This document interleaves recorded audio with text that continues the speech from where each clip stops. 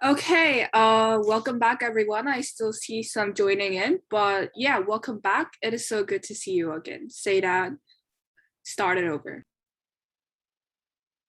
Great.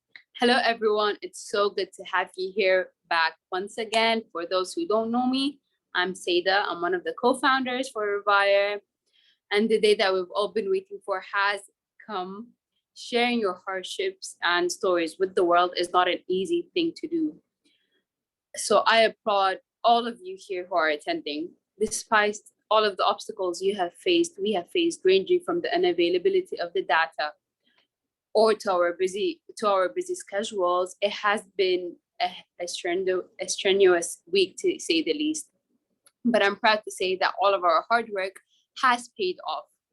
I will now be yielding the floor to Kion, our founder, showing the big reveal.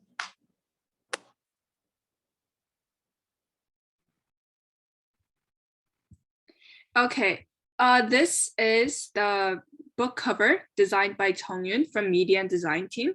She designed a book cover for our report.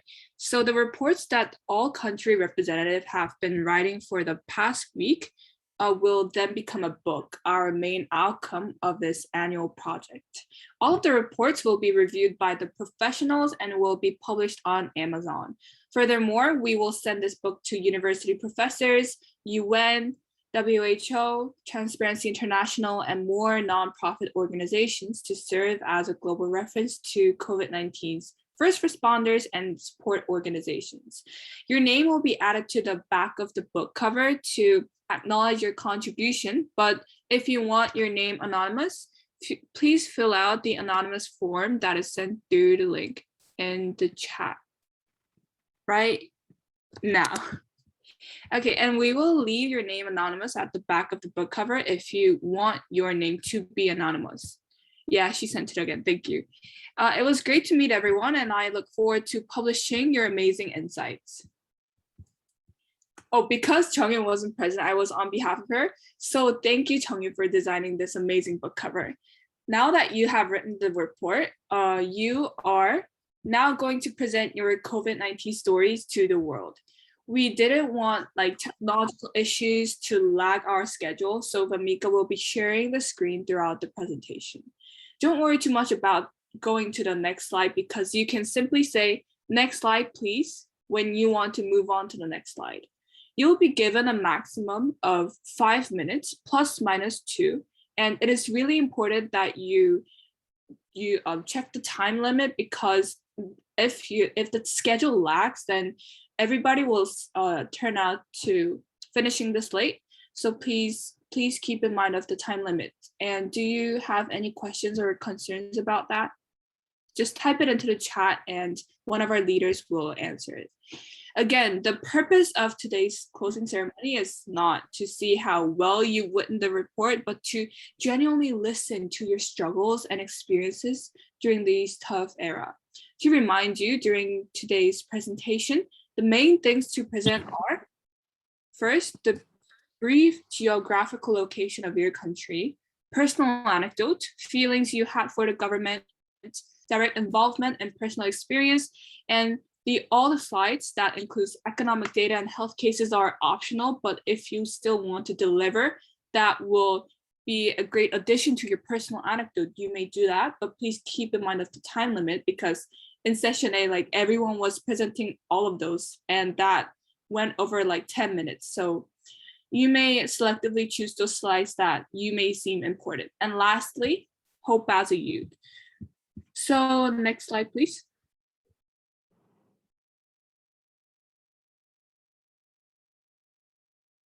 Okay, the order of the presentation is sent through the email prior to disclosure session, but there was one modification because one of the countries weren't able to join session A. So we will start off with UAE since it's really late at that night. So, and Paraguay won't be joining here today.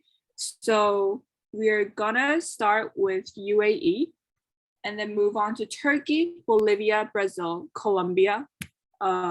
Wait, can you please share the screen again?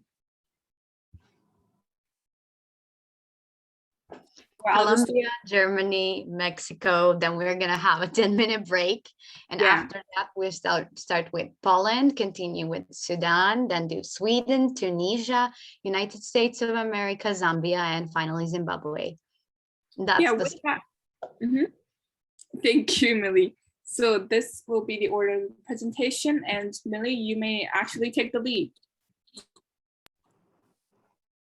Sure. So it won't take long, I guess. I just wanted to congratulate you guys on the phenomenal job that you did during this week. And I'm so glad that we are finally finishing this project. It was great meeting you all. And without further ado, let's start with our first participant from UAE. You have the floor. Start whenever you're ready. Thank you so much. So I'm the representative of UAE. My name is Omar Rajab. 1 second. The next slide, please. So the UAE's geography. The UAE's geography is located on the Arabian Peninsula, next door to Saudi Arabia and Oman, and facing the Gulf of Iran and Persia and Iran. It is mostly deserts and filled with rich oil fields. Next slide, please. Personal anecdote. So the feelings towards the UAE and the handling of its government are generally extremely positive, but with needs of some improvements. They provided free PCR tests for all citizens, residents, and tourists, and free vaccinations for all residents, where more than half of the population at the moment is currently fully vaccinated. In my personal experience, I have gotten vaccinated and seen COVID rules as semi-ignored by the public, but generally followed. Social distancing rules are usually not very followed, and masks are semi-followed.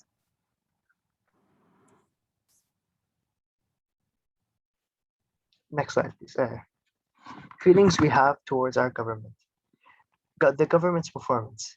They have done a lot for the country, but only within what its economy can handle. So they would shut down the airports. They would put the country on full lockdown, but only to the limit where they could support their economy. Once the economy started to tank, they started opening up tourism and more flow of the economy to open up the flow of the economy.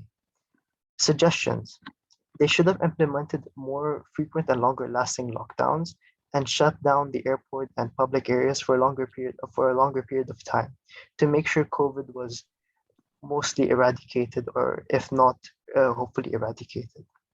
Government support. The government has helped all people and businesses in form of zero interest loans, delayed repayments of debts, and citizens can now are legally not allowed to be fired or have pay cuts during the first year of the pandemic. Direct involvement by the government to reduce all infections. All residents and tourists must take a PCR test before arriving and departing from the airport. If positive, they must quarantine for around 14 days until they get 2 negative results. Masks are required for everyone in public areas. Cars and large gatherings are strictly not allowed. Social distancing is required. Symptoms. As of 2021, 77.7% of the population has been vaccinated, which greatly reduce the amount of severe symptoms and death. Self-care. For my personal, social, and mental health, I ensure to spend more time with people, family, and Zooming, of course, to avoid the spread of COVID. And I made sure to spend time with more people to make sure I don't feel alone. And for my physical health, I started finding out workouts at home and purchasing weights from Amazon to physically be healthy while staying at home. Next slide, please. So my personal experience, I personally never have had COVID, but both of my grandmothers recently had COVID. They're both 63 and 64. My first grandmother who had COVID had zero symptoms, no issues. She had nothing, God. But this grandmother who contracted COVID, secondly, had almost every symptom imaginable. She was very tired, a lot of coughing, sneezing, and just in general, she couldn't do anything. That had members who keep their flu and all this. Next slide. Guys, please remember to mute yourselves. So the UAE's corruption index is scored 71 out of 100, and it's ranked 21 out of 180.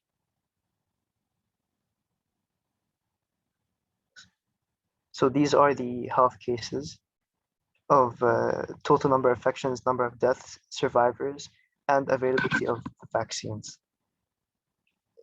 Hopefully soon, the UAE by November should reach 100% full vaccination of all residents. Next slide, please. Sorry, previous slide, my bad. Although the time of stated reports of lockdown was over, government provided free healthcare to everyone, to all the infected population, in order to ease the stress and ensure that the individuals receive the right care and treatment. Next slide, please. The health ministry also made sure to supply enough ventilators and hospital beds were sufficient to reduce deaths among all the high risk.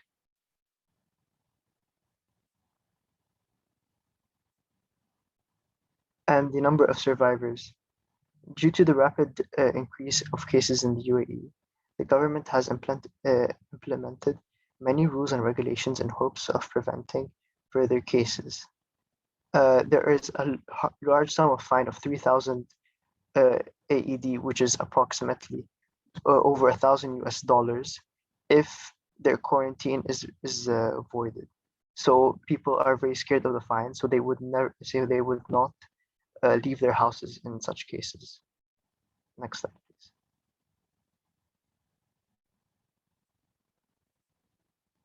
So these are the availability of vaccines.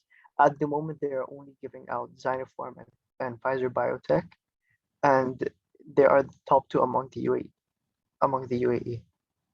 And it is all at no cost, for free. Next slide, please. Sorry. We can skip the economic data.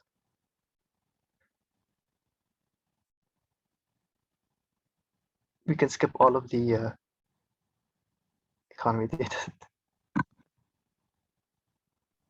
Which slide do you want us? I think we could go all the way to hope. This is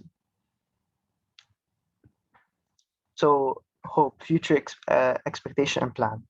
Future plans. I hope the UAE will become one of the countries that are COVID free very shortly and help the rest of the world to eradicate the virus. It has done very well up to now, and I hope it continues with this path and keep improving with their performance. The main issue within the UAE at the moment regarding COVID is I hope that the public will take rules and laws more seriously.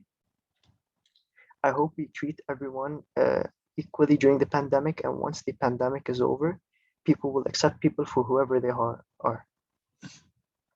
Daily lives and improvement. I hope we will not just return, but return with improvement. With everything we have learned, such as remote work, learning and working, and to wash our hands regularly with better hygiene. And my plan of actions, I will make sure to follow all COVID-19 regulations and encourage all others to do so and take the vaccine. Thank you so much. Thank you for your presentation. It's good that you pointed out the fact that we should improve from this situation, not just recover to where we have already been. So good point. So we can continue now with our next country, which is Turkey. You girls have the floor and start whenever you're ready.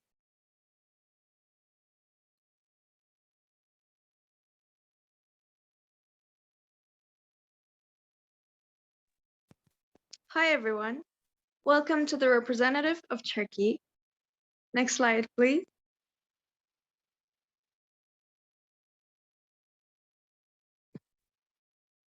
As you can see, Turkey is in Europe.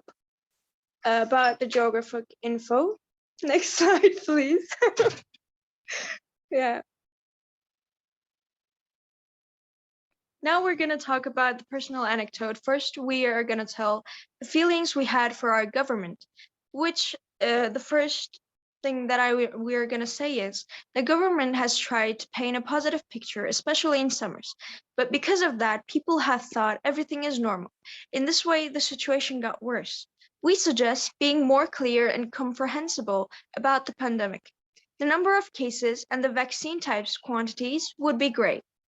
The government has tried to support people, but a coin has two sides. Because we don't have a strong economy, coin has much more sides. That's why when the government tries to support some sectors, at the same time damage another sectors, like tourism and health.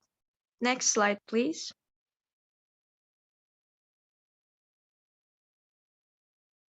If we have to say something about corruption index, our score is 40 and the rank is 86. Next slide, please.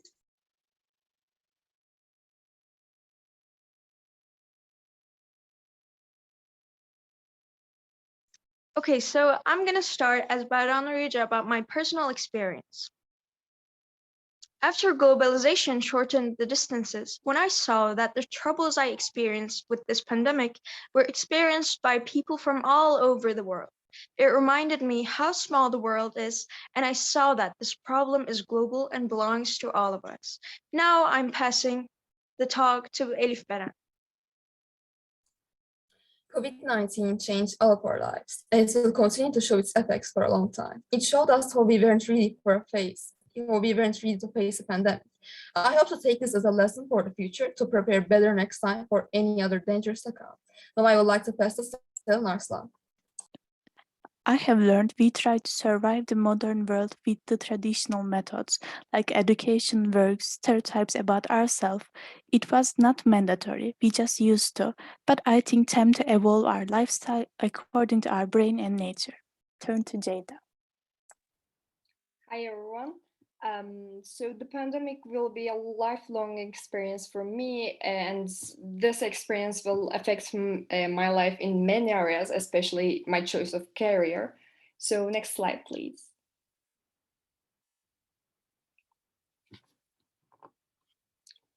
Next slide, please. So I want to talk about number of infections. You can see the numbers at the left side of the page. Right now, the number of cases is on a high level in Turkey, and the government keeps warning people about staying hygienic, keep social distance, and wear mask. However, there are no further inhibitions for now, because in summer days, all the holiday resorts, restaurants, and public places are all open, and people, of course, usually do not wear masks in these places.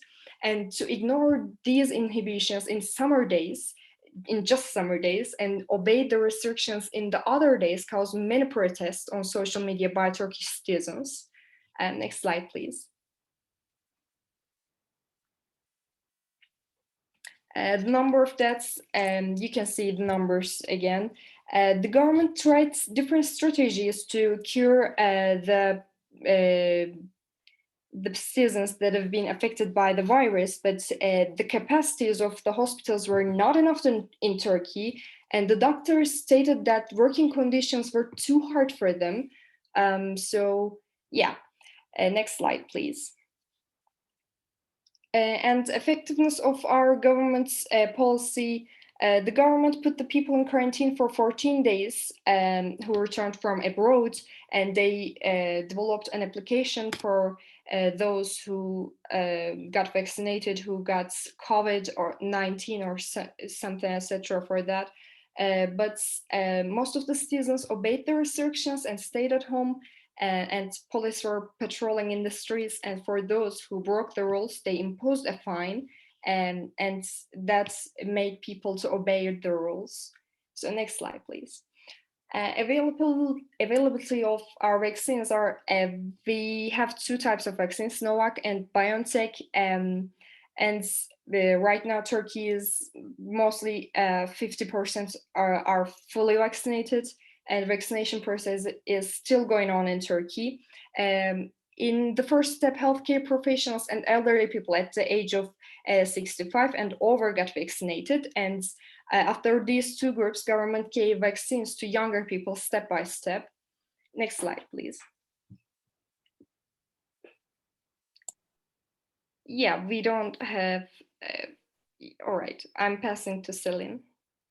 Okay, this is income inequality rate in Turkey, and Gini, according to Gini coefficient, and it basically says if the number's close to 0, it means less inequality. If the number's close to 1, it means more inequality, and you can see the level of inequality according to years. And next slide, please.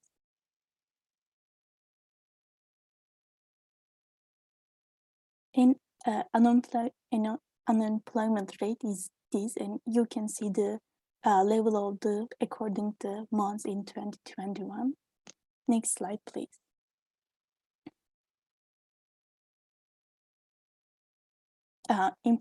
Impact on firms.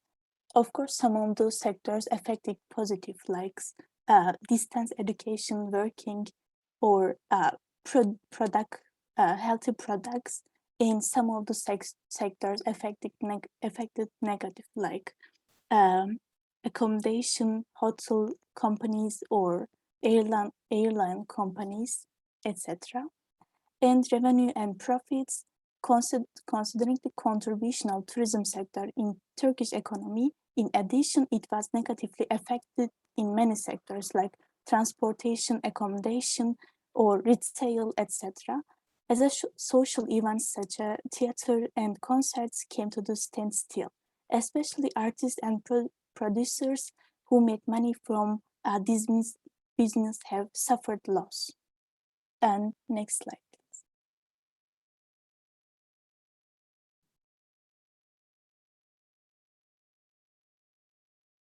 Okay, Beren turns. Of the impact of COVID on restaurants, government decided to support the restaurants workers by 1,500 Turkish liras, which equals to $180 US. When it comes to income levels, restaurants are still in trouble due to reasons such as hygiene, mask, and distance, as well as people's fear of eating outside and their changing habits, which naturally cause new expenses. And when it comes to employment, at the beginning of the COVID pandemic, layoffs were in less than expected circumstances were banned. However, they were given the right to take unpaid leave by the government, which is why unemployment was not reflected in the figures and data at the beginning of pandemic. However, while the need for waiters decreased, the need for couriers increased due to package services. For this reason, working conditions have changed. Next slide, please.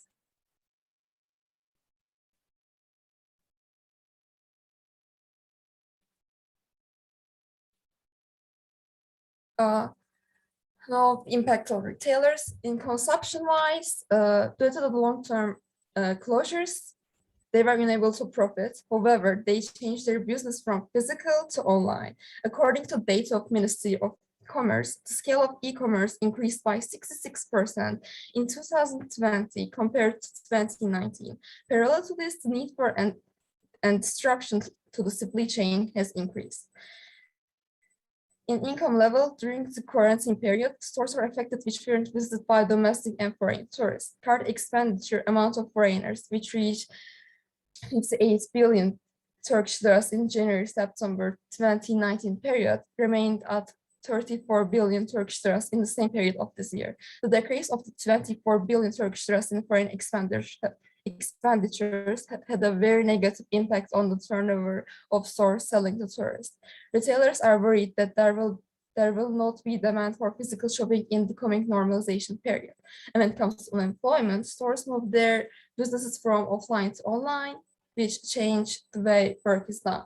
Next slide, please. And again, next slide, please. What we hope for future, for example, in future plans is an improvement in healthcare, whether for caregivers and patients. We want to change for hospitals for the better. For government performances, we want government to be ready for a risk like this in case it happens in the future again.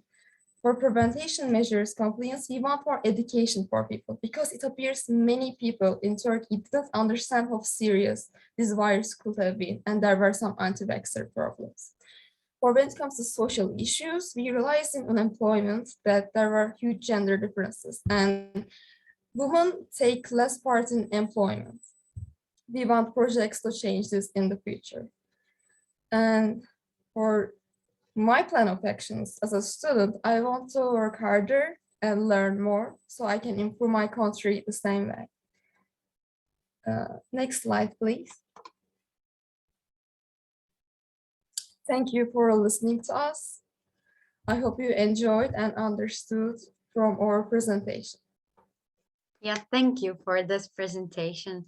Interesting thing that you highlighted how education is very important because that's kind of the underlying cause of our life problems. So good point, definitely. Now we can go on to our next participant, which is from Bolivia.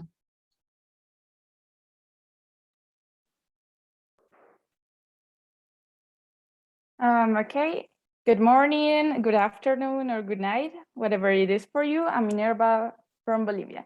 Next slide, please. I'll start by explaining Bolivia's geographical info. It is located in the center of Latin America, just there. Next slide, please.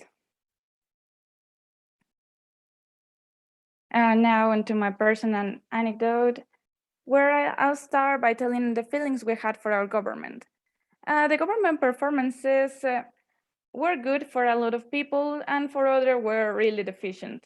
For example, we had 3 funds to help the groups in more need, which as you can see in the last part, government support aren't really high, they are low. And there are yet a lot of things to improve in our government situation.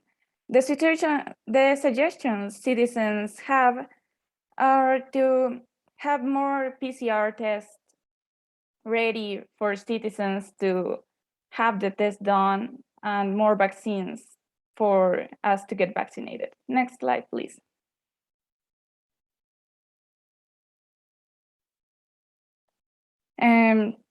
Well, now to my experience. Here, my family got infected because of the job of my mom. And we didn't get to go to the hospitals because at that moment, the situation was really bad. Hospitals were full, there were no beds. So we just treated it by ourselves. We bought the same medicines hospitals were using, like ivermectins, ibuprofens, etc., and also herbal medication, like chamomile teas, eucalyptus steam baths, and even essential oils from my mom. She sells those. Now the next slide, please.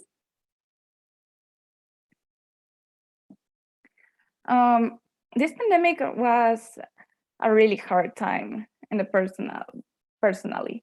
I struggle a lot mentally, and I had to learn to adapt to changes, a lot of changes. Before the pandemic, I was almost never at home. I was just outside doing different activities, voluntary work, and a lot of extracurricular activities. So when the pandemic struck, I was shocked. I didn't know what to do, and I had a lot of problems mentally. Nowadays, situation is getting better because I got out from that state with a lot of help from people surrounding me. I get new hobbies and stuff. So when my family got COVID, I was way calmer mentally and I processed it better. And I learned from that experience. Next slide, please. The corruption index. Bolivia is scored 31 and ranked 124th. Next slide, please. Now the health cases. Continue, please. Here on the left, we have the numbers of cases we had in total at those dates. So the government control on the number of infection consisted in the closing of public spaces. All education centers were closed, no classes, and every work had to be done by home online. So a lot of people were affected by this.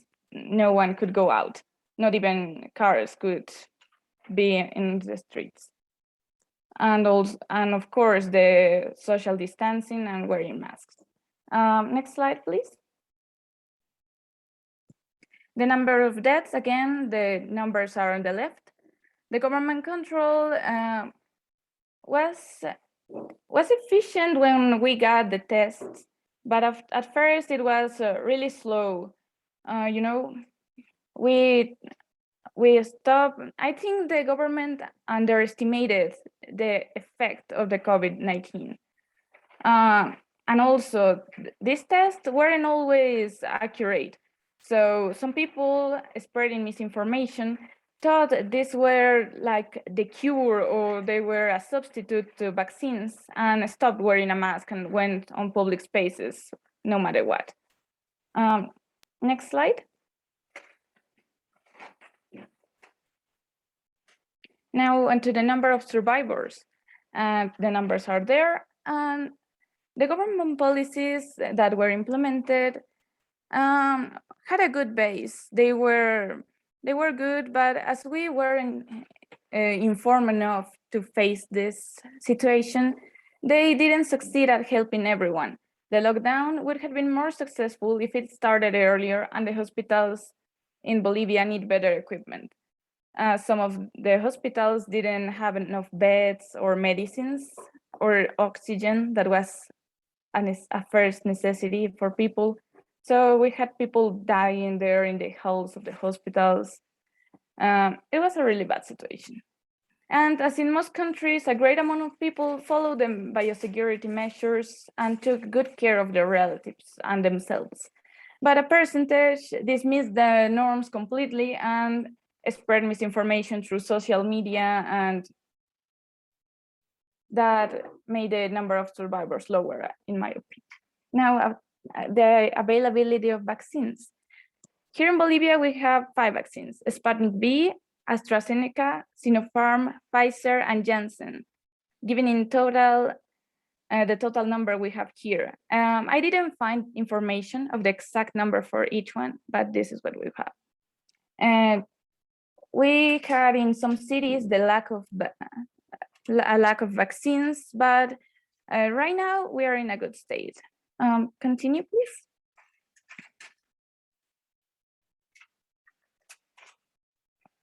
Now the economic data. The income, according to a site from the CIE, Bolivia's income inequality is the highest in Latin America and one of the highest in the world. The GDP change compared to 2019 was of minus 11.52%. Now, next slide, please. The unemployment rates. It lowered from last year. Now we have the comparative from 2020 to 2021. Next slide, please.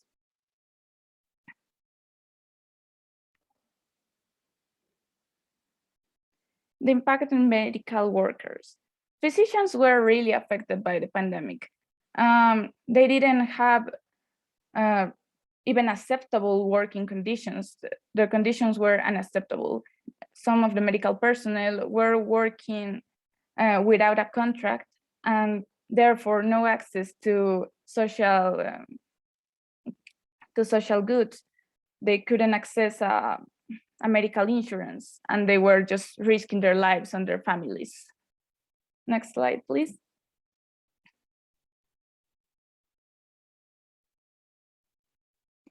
On education, it was really hard because classes in 2020 started in June, May, and were stopped in August for government orders. So last year we had like 2 months of classes.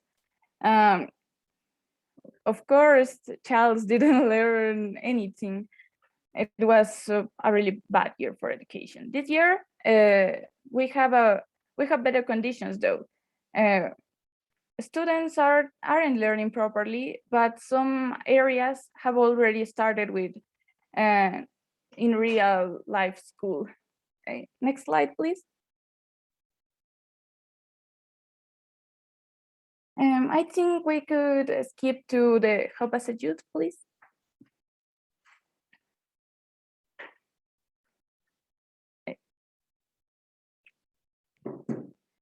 Okay, some future plans and expectations we have are for people to complete the measures that the government is providing, to wear their masks and prepare for the fourth wave that is arriving and probably the Delta variant, and don't flexibilize the measures.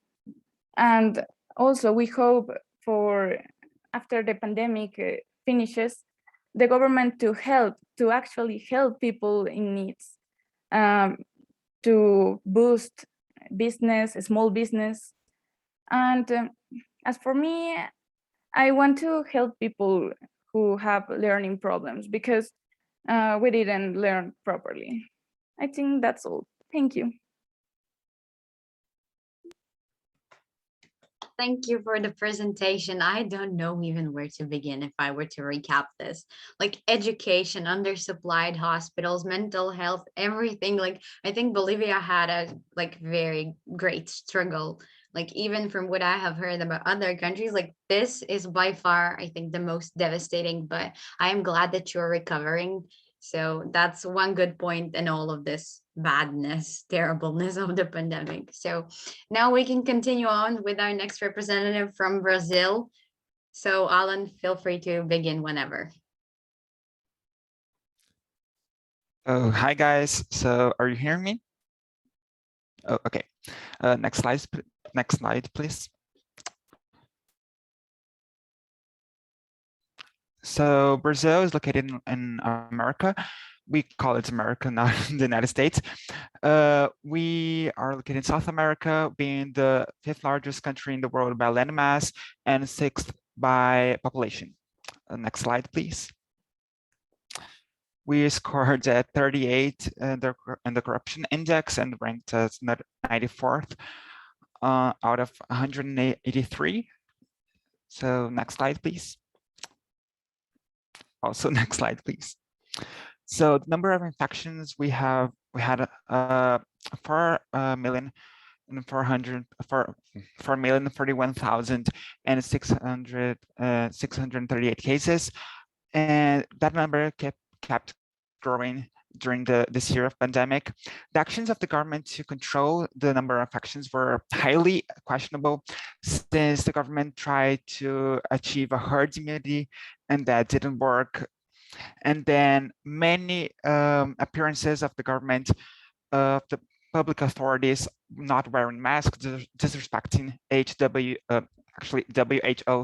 guidelines for COVID, that made the pandemic seem less severe than it was actually. And it was really marked by instability on the health ministry. Once that during the pandemic, we had 4 health ministers, so many decisions were made by them, and many decisions of them made the state's governments really unsatisfied by the government. So they asked for the Supreme Federal Court to have more authority on controlling the cases, which they gained this power. So it's really hard to keep track on the local government's actions. So next slide, please. The number of deaths were also really huge. We are the second well, at least for now, as I know, we're the second with the most deaths in the world. Again, the actions of the governments were highly questionable, and the logistic part was really, really bad. Not to mention the crisis in Manaus, which is the capital of the state of Amazonas, where many people died by asphyxiation because of the oxygen tanks were in a low quantity, and then we did not have any oxygen tanks at all, which led to many deaths on Manaus, as well as the sedation, like the sedation part to get them intubate. You know, that part was also really low when this crisis hit. And then there was a period of time that we did not have it at all on the Amazon state, which led to people being really tortured to be intubated in order to still survive to the pandemic. So next slide, please.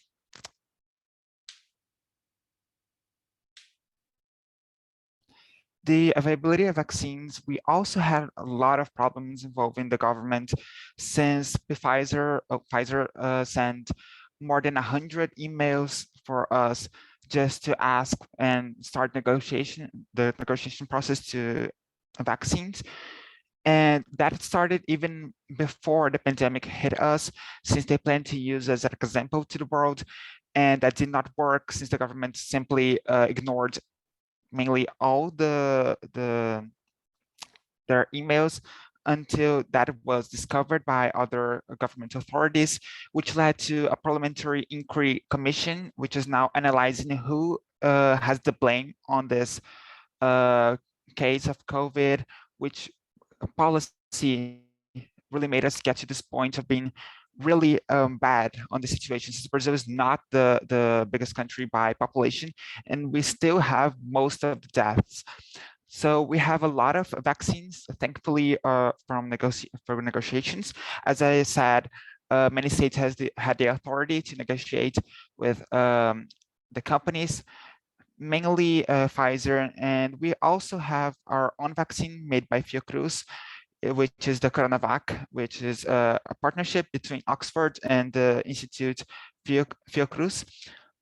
We are already good at the vaccination system, since Brazil is an outstanding country with vaccination infrastructure. We also have a plan for vaccination, since the re-democratization of Brazil after the dictatorship.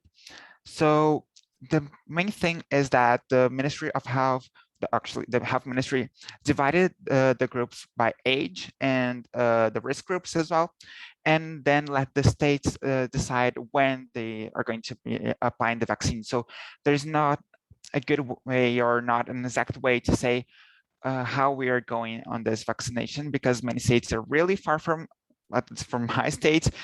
And my state is Mato Grosso, the third largest by land area. And we do not have many people in here, but still we are far from states like São Paulo, which have like most of the people in Brazil. So it's really hard to measure how the states are going on this. But as far as we are going really good on, like generally speaking, because Brazil has had already a really good vaccination infrastructure. And yeah, that's basically that's basically it. Yeah. Next slide, please. Oh, and one special thanks to the leaders that helped me, because I know it was really, really difficult. And special thanks to Melita and Gayon, because they helped me, even though I was really crazy, going crazy with all this project and a lot of activities as well. So thank you. Thank you for thanking us. That was touching. Nice. So, I mean, I don't really feel like there is anything for me to comment on, considering the Brazilian government, because that's a whole story in its own. But I say you had a pretty good insight in it. And now, without further ado, we're just gonna go to the neighborhood, basically, to Colombia. So Whenever the representative of Colombia is ready, you can start. Well, hi, my name is Manuela. And I'm Sarah. We're neighbors, so we have the opportunity to do this together. Well, as regard for the presentation, we're going to speak each on the part we wrote in the report. And we're going to limit ourselves to just say our own experience and opinions. The data is there. Thanks. Colombia geographical information. Colombia is located in the northwest part of South America. We have borders with Panama, Venezuela, Brazil, Peru, Ecuador, and we have two oceans, which are the Pacific and the Atlantic. Next slide, please. Now, personal anecdote. Government performance. We entered mandatory lockdown around March 15, 2020. Since then, we got like 4 or 5 days, which it was supposed to be over the quarantine. But the government kept saying, no, it's March 5th, then July 17, until it was finally over on September 1st. During this quarantine, we got the day without VAT, which was a complete disaster. I remember the news and a lot of people without masks, practically running over each other to get the best sale. So that was a reason public health, a huge one. Now, next slide, please. I was the one to get infected with COVID in June 2021, well, a few months ago. One day I just woke up with a high fever and felt the world was falling apart. Within the second week, I was completely recovered. I couldn't taste or smell anything for a month, but nothing extreme. Please.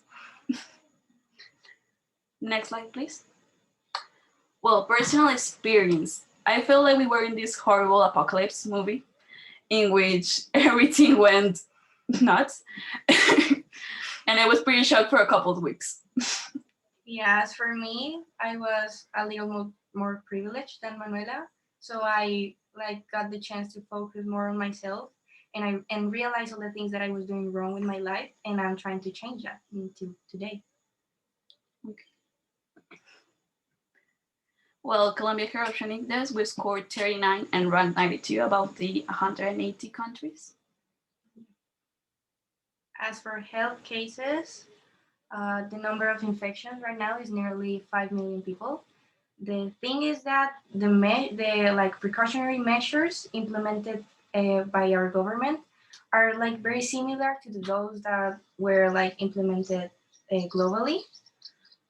We have a measure that's called Pico y Cédula, that it's basically your ID, and they take your last number, and depending on their last number, they say oh, you can come inside this shop or you can't. That depends also on the day. And we have a lot of citizen indiscipline, which I'm going to explain later. And by the end of April of this year, we had a social outbreak that affected the number of infections. Next slide, please. As for the deaths, there you have the numbers. The thing here is that we don't have enough infrastructure for serious patients. So that's why we have that number of deaths. Next slide, please. Number of survivors are percentage is 97.5% of the total. There was an obvious breach of the measures by people. My best friend's mom used to take my best friend's ID and covered her picture with her finger so she could go every day to the shops and everything. So that's the citizen discipline that I'm talking about. And this survival rate is relative because there are no parameters to determine whether someone is fully recovered or is not. Next slide, please. Now, vaccines. In the screen, you can see the type of vaccines we got available in Colombia. For instance, we couldn't find the number of how many of each have been applied or actually arrived to the country. The quantity column you see there is the number of doses the government claims to have purchased. So we don't know anything about vaccines. Now, the policy for vaccination lacks of transparency. We both got Pfizer, a couple weeks ago. The thing is they opened the 15 under vaccination, and we are not going to get the second dose in a long time because we don't have enough doses. So that's that. Now, economic data. As for income level, here in Cali, there's called something El Centro, that is a area of establishments that have a lot of informality and like minors running around giving messages. It is really crowded all the time. So when that went froze, all those people and the little income they depend on went into poverty. There is around 3.6 million people went into poverty in 2020. It's a really worrying data. And unemployment, my dad lost his job just before the quarantine. So they were not looking for new employees. They were actually firing people. So it was really difficult to find that. Next slide, please. As for the impact on medical workers, there were like a lot of doctors who reported headaches, insomnia, gastronomical discomfort, and even suicidal thoughts because of their the pandemic situation. Also, they had delays on their payment and economic undercompensation regardless of the extra hours that they were working. Next slide, please. Now, school teachers. Here in Colombia, the school FECODE, that is a union trade of teachers, they tackled the proposals to open the schools when we didn't have vaccines because the workplace, well, they didn't have the conditions to go back. Regardless, we are going to school now because now we have vaccine. The workplace is still the same, but we're going. For students, my classmate and I agreed that we didn't have anything like organized. They were so improvised. We felt like if we even lost knowledge during the quarantine time. And next slide, please. The access to the OL, to online learning. Well, you see the data there. 40% of the urban students stop going in the public system. And 60% of the rural area has internet. So the rest of those kids, well, the access was not possible for them. They had to resort to WhatsApp chats as lessons, and the rest just didn't have education. Next slide, please. Well, just keep all the way to Hopeless Youth.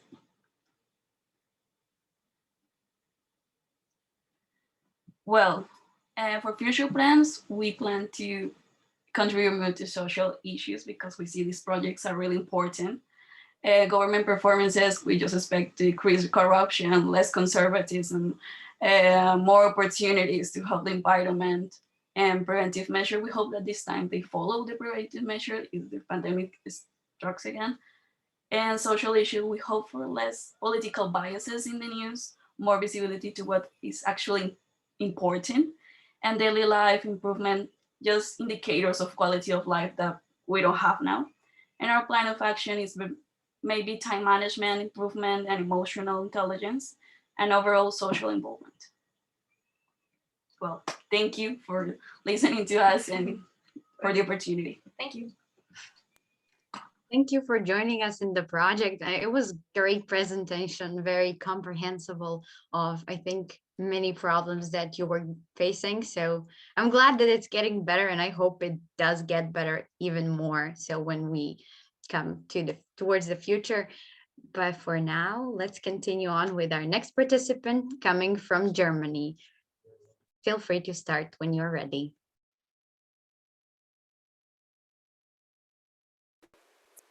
Germany is not here.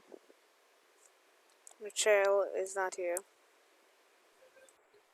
Okay, happens. We can then skip Germany and go straight to Mexico.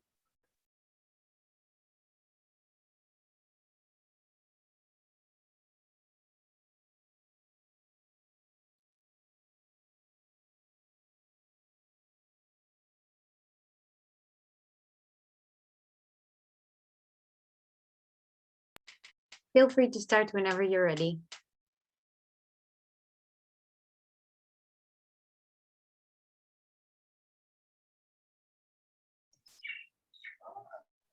Hey everyone. My name is Antonieta Rodriguez Dolores. I am representative of Mexico. Next slide, please. Mexico is in America, Central America. Next, please. Personal anecdote, please. Next. Feelings we had for our government. Government performance. At the end of March 2020, they suspended all activities considered non-essential.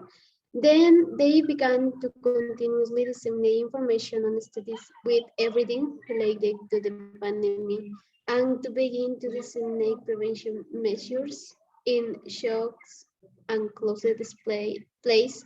These hygiene and safety measures must be followed. Suggestions. The government recommend to follow preventive measures and strongly encourage people to stay at home. However, for many this is not possible.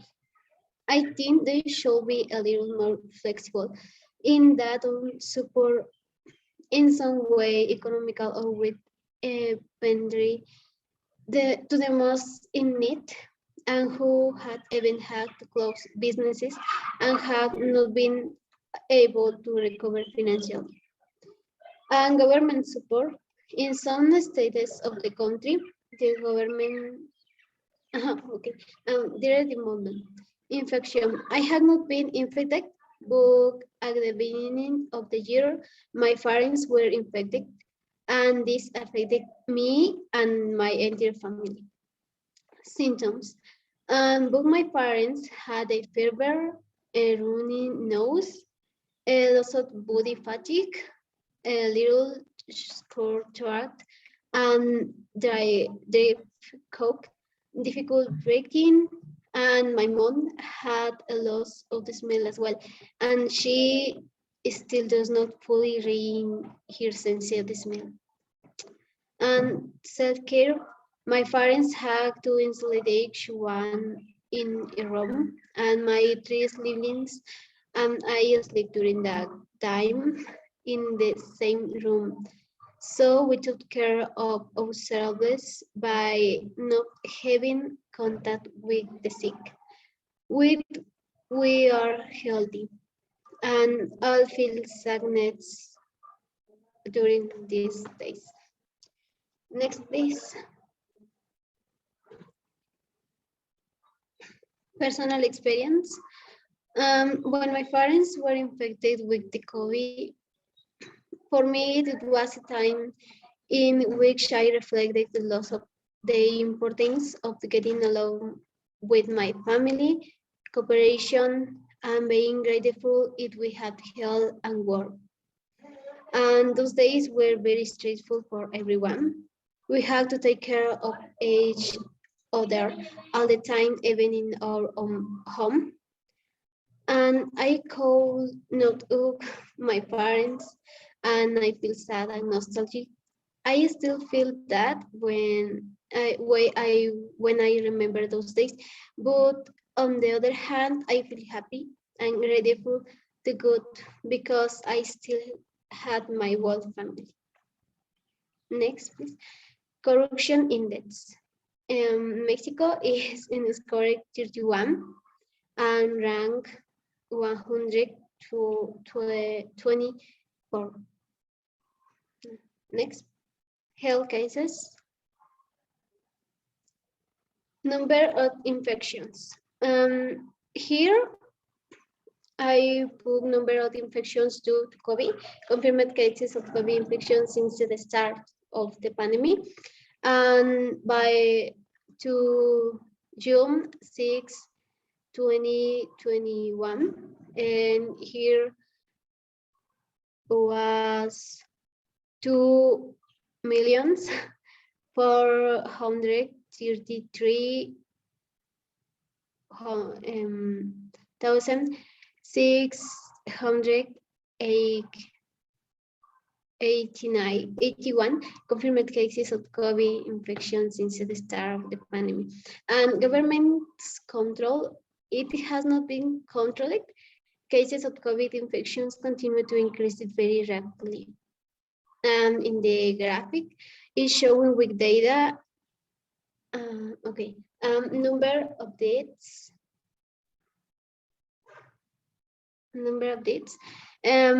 Here I put a number of dates from COVID since the start of the pandemic. And to June 6, 2021, here was 228 1,804 deaths from COVID since the start of the pandemic. And government's control, it has not been controlled, and deaths from COVID infections continue to increase very rapidly. And here is a graph and showing with data of the from COVID and throughout the entire pandemic. Next slide, please.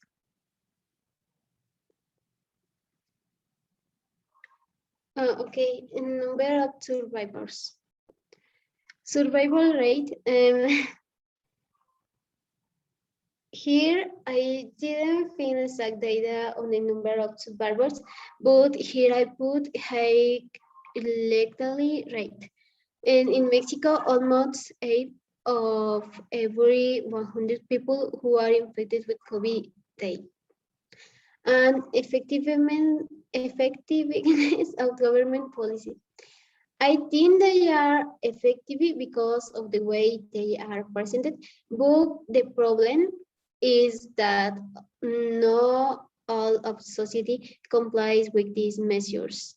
This is where it is not effective in citizen participation to comply with the measures and policies that the government recommends. And compliance of prevention measures in most spaces, such as businesses, prevention measures are followed, although there are also many people who, since the beginning of the pandemic, they do not comply with these prevention measures. This makes infections easier to occur. Next slide, please.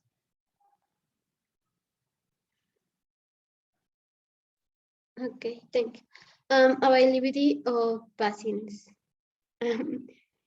Here, I did not find data of the vaccines that are available right now in Mexico.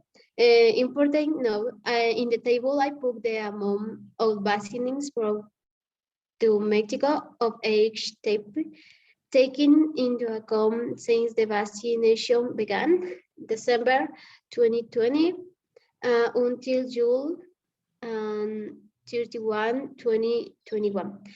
And therefore, they are not precisely the amount of available vaccines, rather is the amount of vaccines that had been brought to Mexico in all this time.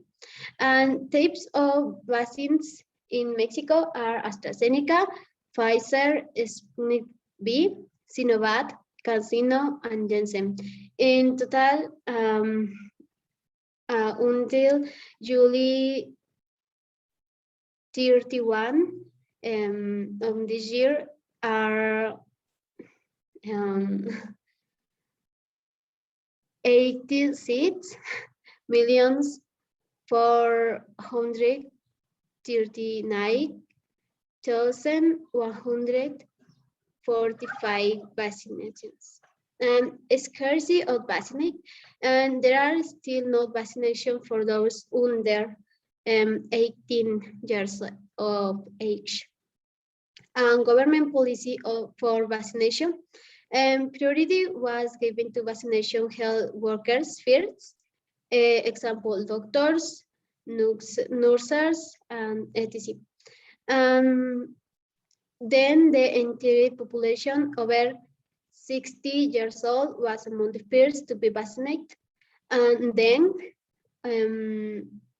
over 50 years old and the workers of the SEP is a Spanish acronym of the Ministry of Public Education were vaccinated, for example, teachers, and then those over 40 years of age and then the rest of the population. And that is the vaccination plan that the Mexican government has, although there are still no vaccines for people under 18 years old. Next, please. Economic data. Income level. Throughout the country and in all areas of work, people were affected by change in the economic situation and in decrease in income. And due to the health emergency due to the COVID in Mexico, non-essential activities were suspended at the end of March 2020. This was a preventing measures to avoid the rapid spread of the virus, and this caused a large contraction in the economy in Mexico. However, in recent periods, several economic indicators have shown signs of recovery. And income inequality rate and the Gini coefficient in Mexico is 0.45. Yeah. And next slide, please. Employment. And several occupations were employed during the pandemic, and there were many similar cases throughout the country. And this is something worrying because it affects the entire economy and development of the country. And overall employment rate is 4%. Next slide, please. And on medical area, impact on medical workers, income level. There were here not specialists in many hospitals as they were necessary. However, in most they did not have very good working conditions, and some contracts had some irregularities and increased in labor informality of medical workers, and in work stress. Bad and very stressful working conditions had an impact on the perception of psychology of health workers during the pandemic. Next slide, please. And all education was very several impacts in teachers, job feelings, stress, sadness for not seeing his students in the classroom, and teachers' employed due to the lack of internet access. Next slide, please.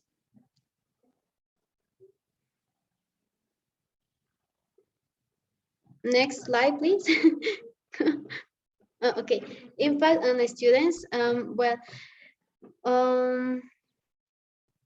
Okay, business impact. Okay, impact on the students. And education was really affected. Even for many, their education came to complete halt. And approximately 24% of the students between age 7 and 17 do not have internet access in Mexico. Next, please. Next.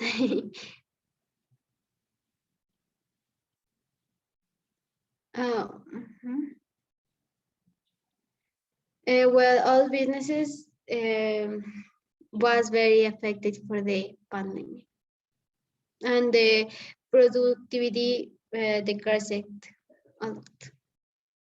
Next, please.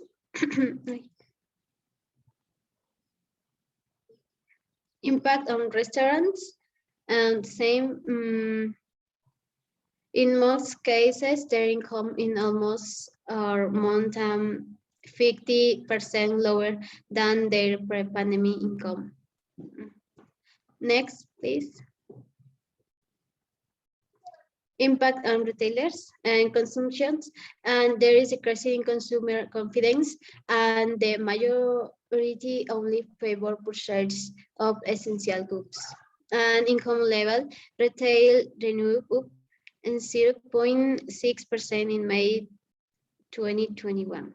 employment, especially those retailers that were dedicated to selling office supplies and items considered a non-essential were affected, and some even closed permanently. Next, please. Well, next. OPAJO. And here I say government performance. I hope that you understand the great role we had when it comes to participating in things that correspond to us as citizens and get involved and learn about government performance. Prevention measures compliance. I urge you to do everything possible to follow prevention measures and to prevent the coronavirus from spreading to Mexico, all the world. Thank you. I think this is more important. Thank you so much. Thank you for this presentation. It was very thorough and very comprehensible to say at least. And now we still have one thing left, which is the recording of a presentation our representative from Paraguay prepared for us since she couldn't join this session. So let's hear what she has to say. Hello everyone, my name is Romina Chamorro Andrada, and today I'm here as a representative of Paraguay. Paraguay is located in America, specifically South America. It's bordered by Argentina to the south and southwest, Brazil to the east and northeast, and Bolivia to the northwest. Paraguay is around here. In regard to my personal anecdote, I must say that I've never been infected, so I don't know what it's like. But COVID-19 is definitely something I didn't expect, and it changed the way I lived. Concerning my government's performance, in 2020, it was very satisfactory as there weren't many confirmed cases, because when the first positive case was confirmed, they sent the whole country to quarantine and they took many measurements. But in 2021, it was very poor because people didn't follow those measurements anymore and cases got out of their hands. I believe if that they had used the money in a more fairly and cleanly way, and if they had more transparency, we wouldn't be in the situation we are and we were in 2021. In the corruption index, Paraguay scored 28 and is ranked in the 137th place. Regarding health cases, in September 5th, 2020, there was a total of 21,871 total of confirmed cases, and in September 4th, 2021, there was a total of 458,337 cases, and Paraguay's government took many measurements. For example, the lockdown, closure of school and borders, suspension of group sport practices, mandatory use of masks, hand washing, and temperature control before entering premises, and many more.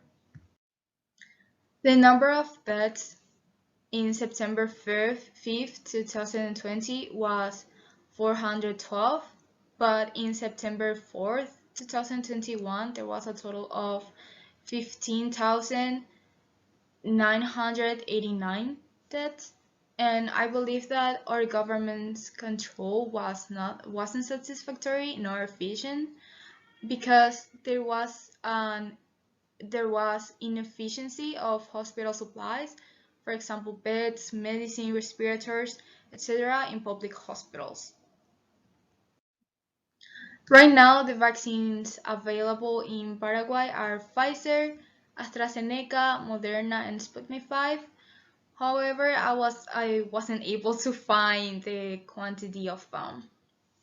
it is important to mention that most of the vaccines are donations from other countries, for example, Spain, Qatar, and United States. And until September 3rd, 2021, only 33% of the population is fully vaccinated. Our government made a vaccination plan based on priority groups. There was 3 priority groups, and at this time, people 20 years old and older, and adolescents between the age of 12 and 17 years of age with a baseline disease have received the vaccines. I'm 18, and sadly, I didn't get the chance to get vaccinated yet. Well, I believe that Paraguay is a good country, but it still has a lot of things to work on and improve. And between them is the public education system and better employment opportunities. So that's definitely something they need to work on in the future. And also to perform better in the future, I believe that they need to have a better distribution of the money and need to have more transparency also, because that's something that has been our problem since ages. Okay, that was all. Thank you so much, and I'm deeply sorry I couldn't attend the meeting. I hope everyone has a great day. Since Romina is not here to thank her, I still have to do it. So thank her for sending this recording. That was so nice of her. And we are glad that we had an insight into her country's situation as well. So now we have finally reached the half of the representatives, so we can take a break. No, but seriously, we're gonna have a 10-minute break right now to stretch out a little bit, jump around the room, because we're gonna turn on some music.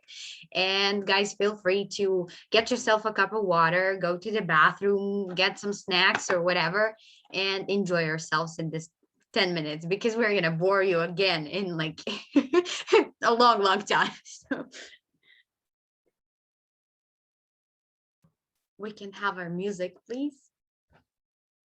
It's the thought of PM when your heart's just like a drum, beating louder with nowhere to guard it. When it all seems like it's wrong, sing along to Elton John, and to that feeling we're just getting started. When the nights get colder and the rhythm's got you falling behind, just dream about that moment when you look yourself right in the eye.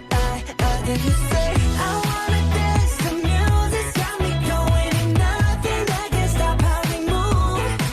Yeah, let's make a place and live just like we're golden and rolling like we're dancing fools.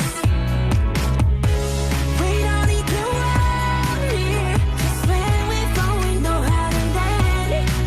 Don't need to talk the talk, just walk the walk tonight.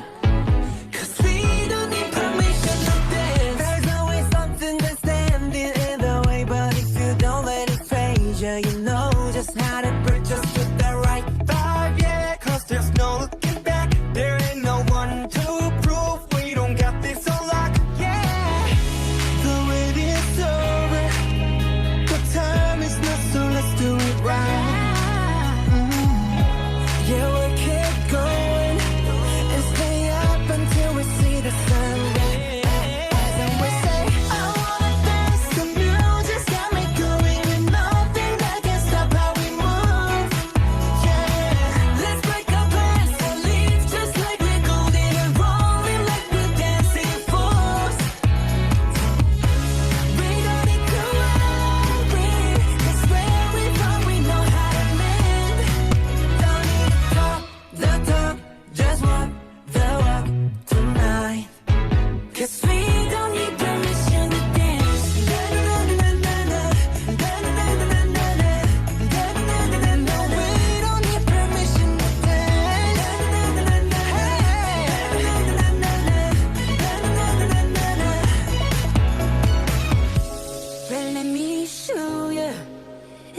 we can keep the fire alive. Cause it's not over till the summer. Say one more time. I wanna dance, the music's got me going. Nothing can stop how we move. Hey, let's break our plans and live just like we're golden and growing like we're dancing fools. Like we're dancing fools. We don't need to worry. Swim before we know how to let. Don't let the talk, just walk the walk tonight. 'Cause we don't need permission to dance.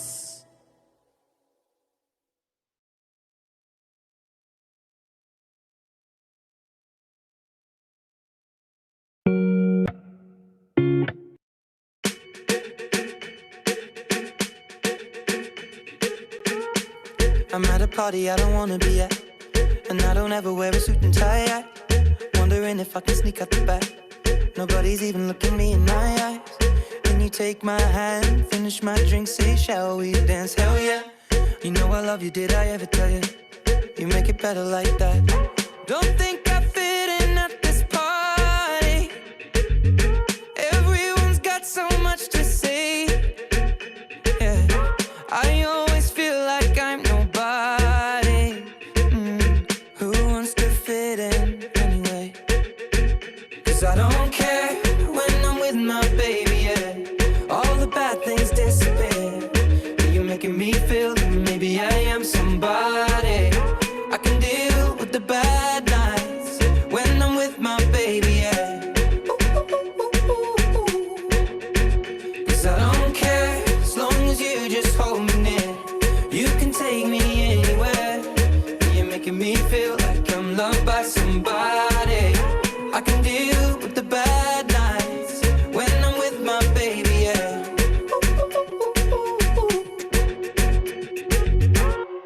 We at a party we don't wanna be at. Trying to talk but we can't hear ourselves. Pictureless, I'd rather kiss them right back. But all these people all around, I'm crippled with anxiety. But I'm told it's where I'm supposed to be. You know what? It's kinda crazy 'cause I'm sorry. But now I think that we should stay. 'Cause I don't care when I'm with my baby, yeah. All the bad things disappear. Yeah, you're making me feel like maybe I am somebody.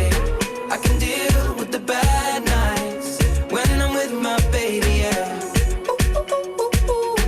Oh yeah, yeah, yeah. 'Cause I don't care as long as you just hold me near. You can take me anywhere. You're making me feel like I'm loved by somebody. I can deal with the bad nights when I'm with my baby, yeah. No,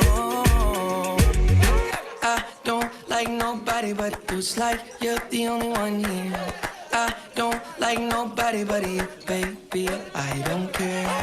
I don't like nobody but you. I hate everyone here. I don't like nobody but you, baby, yeah. 'Cause I don't care when I'm with my baby, yeah. All the bad things disappear. You're making me feel like maybe I am somebody. I can deal with the bad nights when I'm with my baby, yeah. Ooh, yeah, yeah. 'Cause I don't care as long as you just hold me near. You can take me anywhere. You're making me feel like I'm loved by somebody. I can deal with the bad nights when I'm with my baby, yeah.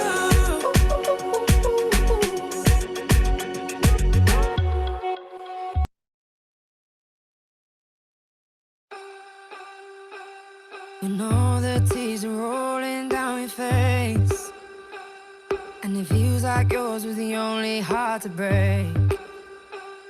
When you come back home and all the lights are out, and you're getting used to no one else being around. Oh, I'll be there when you need a little love. I got a little love to share. Yeah, I'm gonna come through. You'll never be alone. I'll be there for you. I'll be there, yeah, yeah. I'll be there for you.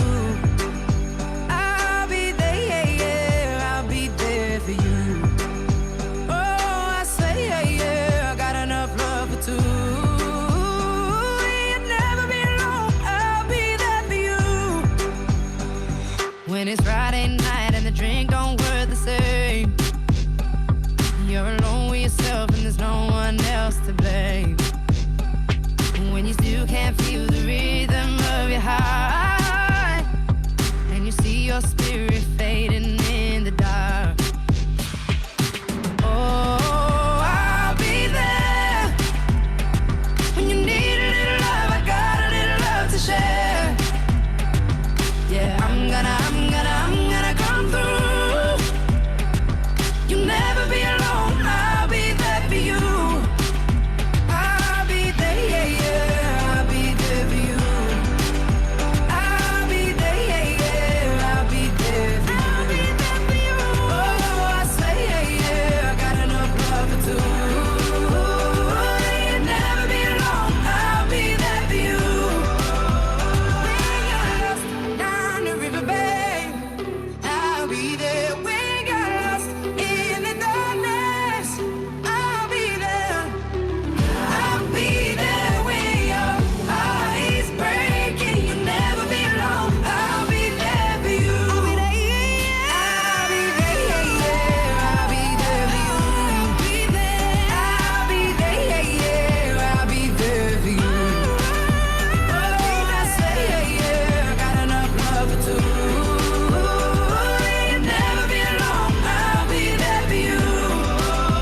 I'll be there, yeah, yeah. I'll be there for you. I'll be there, yeah, yeah. I'll be there for you. Oh, I say, yeah, yeah. I got enough love for two. You'll never be alone. I'll be there for you. I'll be there for you. I'll be there for you. Never be alone. I'll be there for you. I'll be there for you. I'll be there for you. Never be alone. I'll be there for you.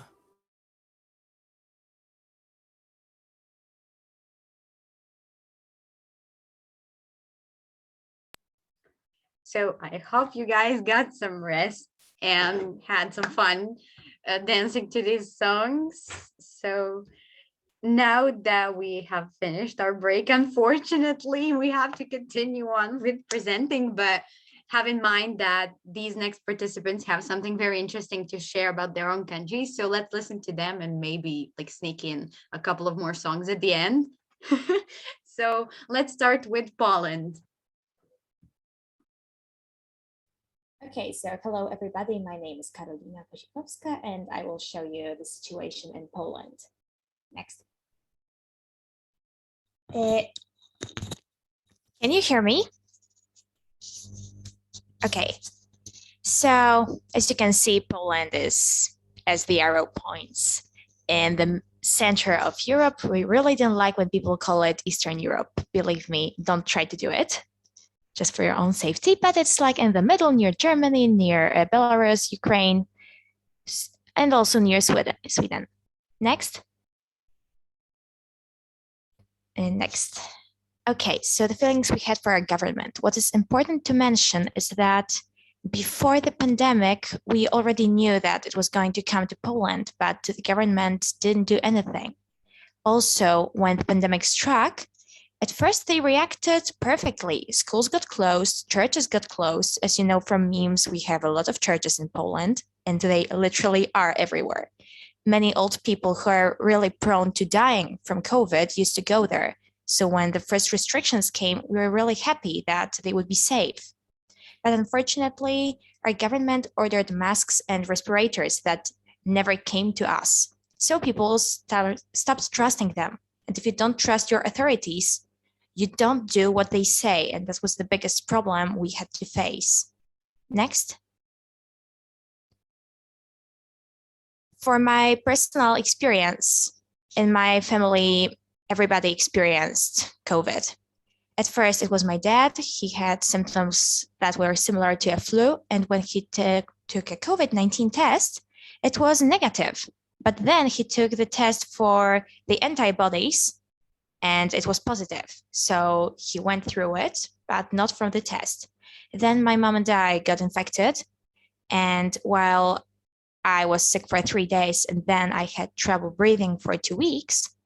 She got really sick. She was barely pulling it through.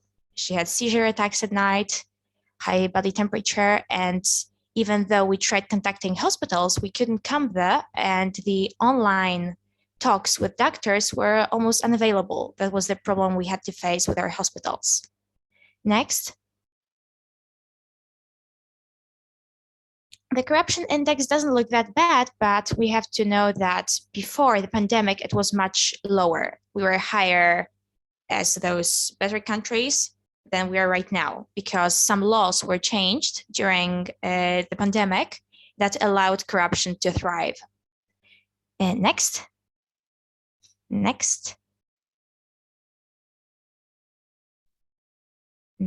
Okay. So as you can see, at first we had about less than 70,000 of COVID cases last year. Now we have almost 3 million of them.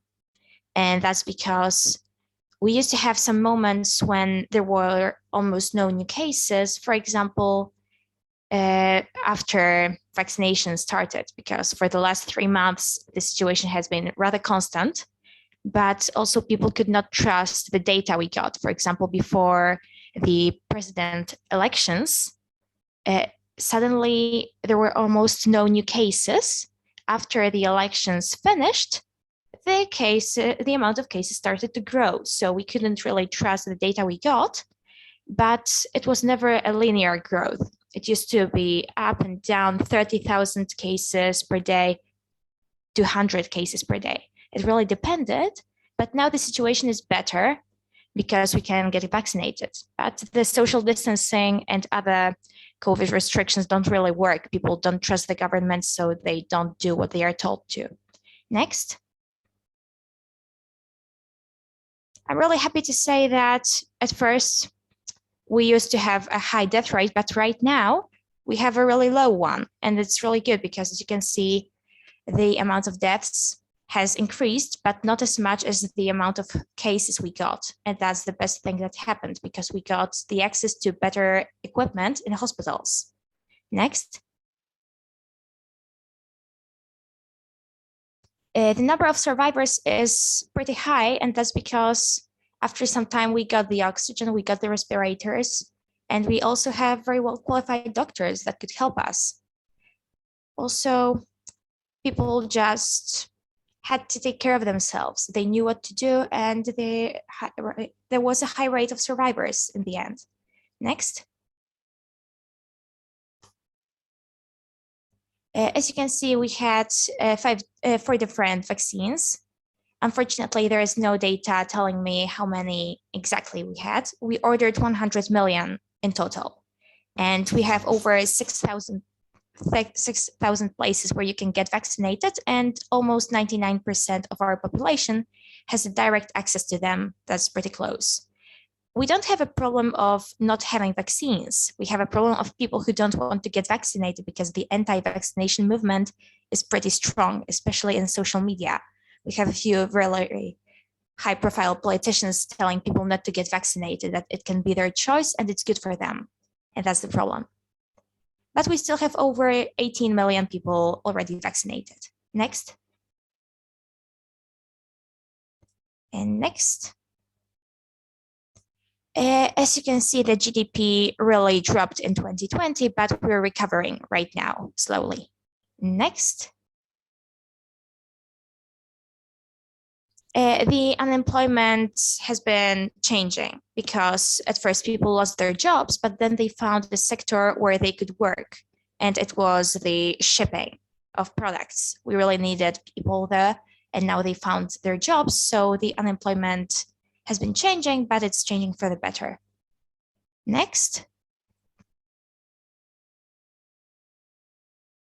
And medical workers had it really hard because theoretically they got a pay raise, but it really depended.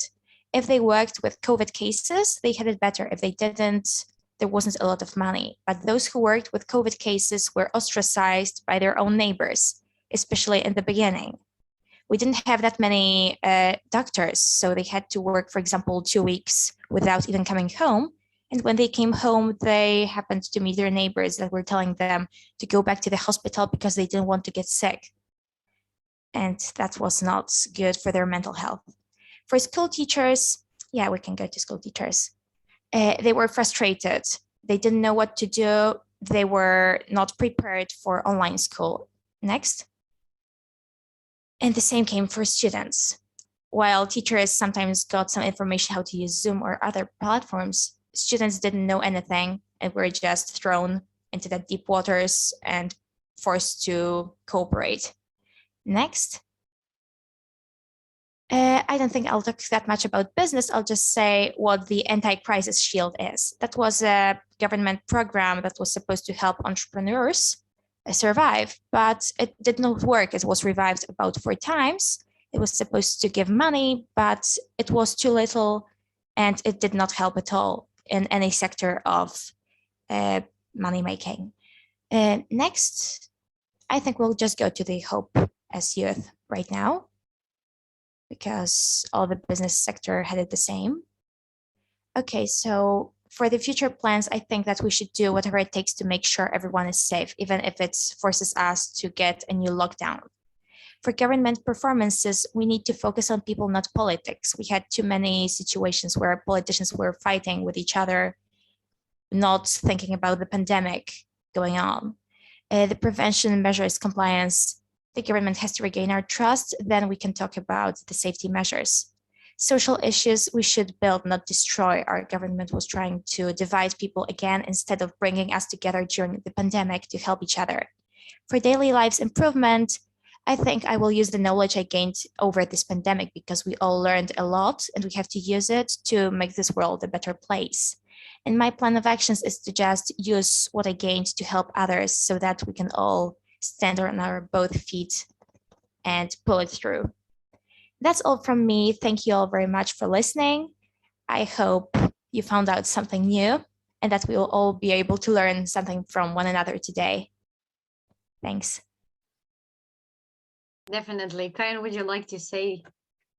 Oh, I just had one quick question. It was really interesting to see the anti-crisis shield. Is that something like a government policy that the government implements like every time there is a crisis like the pandemic? No, it was a new program created last year and it was revived a few times because it never worked. And even though they changed it, they could not cater to what was needed. It's not something that's used every time. Oh, okay, that's interesting. Like, do they provide revenues to the firms and? For most of the time, some companies did not have to pay all the taxes. Or if you were younger and you were an entrepreneur, you didn't have to pay some taxes, but you still had to pay a lot. And as I wrote in my report, the laws were changing almost every week and over 50% of businessmen had trouble just keeping up with new laws. They did not understand what to do. Oh, that's so interesting. Thank you for responding to my question. Millie, you can take over. Yeah, since we are at questions, I wanted to ask just one other thing, since you clearly pointed out that people had a lot of distrust in the government. And that hit me personally because it's kind of a similar situation here in Serbia. So I wanted to ask, do you think that their distrust in the government is a reasonable decision? Like, did they make it happen? By that, I mean, what specific actions government took that led people to not believing in what they had to say, even though for some things like COVID, they might be right? The Polish government has been a really complicated scheme because many years ago we had some trouble with European Union that has lasted for a few years right now. It was about the law-making process in our country. It was changed too often. There were some movements that were really harmful, especially against women this year, and the government blamed women on the increase of COVID cases because they went on the street to fight for their rights, and then they had to take the blame for the increasing COVID cases. So people stopped trusting the government because they saw that they switched the blame on everyone else. Also, as I said before, they ordered a lot of masks and respirators that never came to us. And then we found out that they were supplying them from a friend of one of the important politicians. He got the money, we never got the product. And it was at the moment when we didn't have any masks, any sanitizers, or medical equipment. So that happened in March when the COVID was still new for us. And that's why the government still has trouble with getting people to trust them. Yeah, that's absolutely reasonable. And I'm so glad that you mentioned those protests with women, because it was something about the abortion laws and quite a big topic. But since we gonna have to move with our schedule, we're gonna have to continue the conversation later. So let's continue on with our next participants. They're from Sudan. So the floor is yours and feel free to start whenever you're ready. Hi. My name is Hala, and we representing Sudan with my fellow country representatives, Ilaf Nadi and Lee Hello. Adil.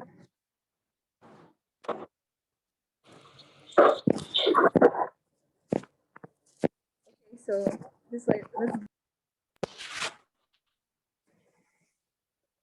okay, so Sudan is a sub-Saharan country in North Africa that is rich in many cultures and is actually a well-known third world country.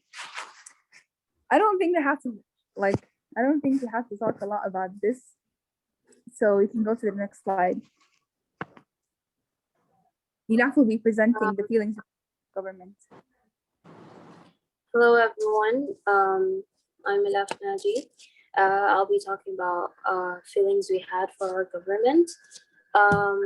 So we believe that the government did not deal with COVID-19 in an efficient way. But we have to keep in mind that 2 years ago, Sudan was going through an economical and political crisis. There was a revolution, and when COVID hit, Sudan was ruled by a transitional government. So with the conditions given, Sudan did try its best to take control over the situation, and it did okay, given the conditions. Suggestions we have for our government would be to raise more awareness about the risks and the severity of COVID-19, because we have a huge issue in Sudan where there's a lot of misinformation, and that needs to be corrected. The second thing the government should have done is to give away free masks, because as I said, Sudan is going through a really bad economical crisis, and a lot of people cannot even afford food, let alone buying masks and sanitizers and all those necessary equipment to survive through the pandemic. And lastly, the government should have enforced the lockdown protocols in a better way, because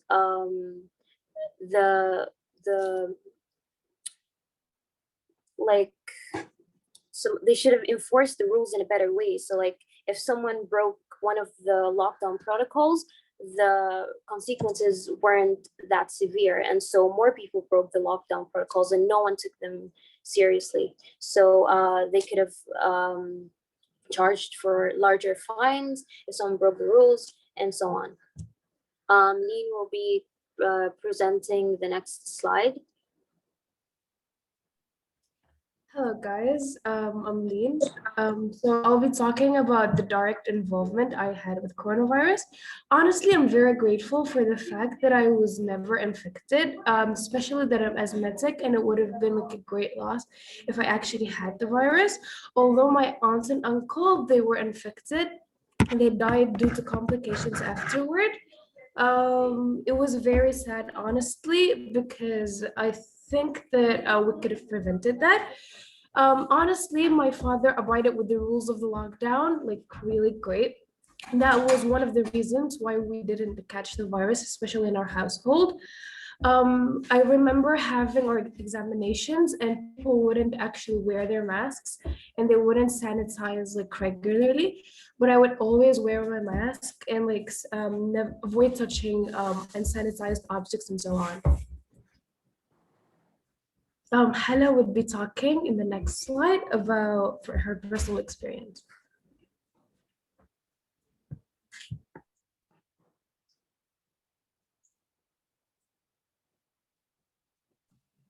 Sorry, okay. So the start of the pandemic was a very hard period of time for me mentally and emotionally.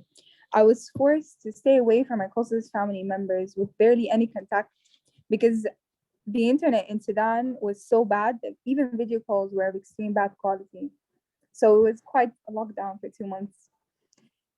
I entered a phase of depression these first 2 months of lockdown because I have always learned to live, communicate, and depend on people around me. So in quarantine, there wasn't anyone around me. So I was forced to depend on myself and communicate with myself and confront myself about how I actually felt about my life and where I wanted to be as an individual, spiritually and mentally.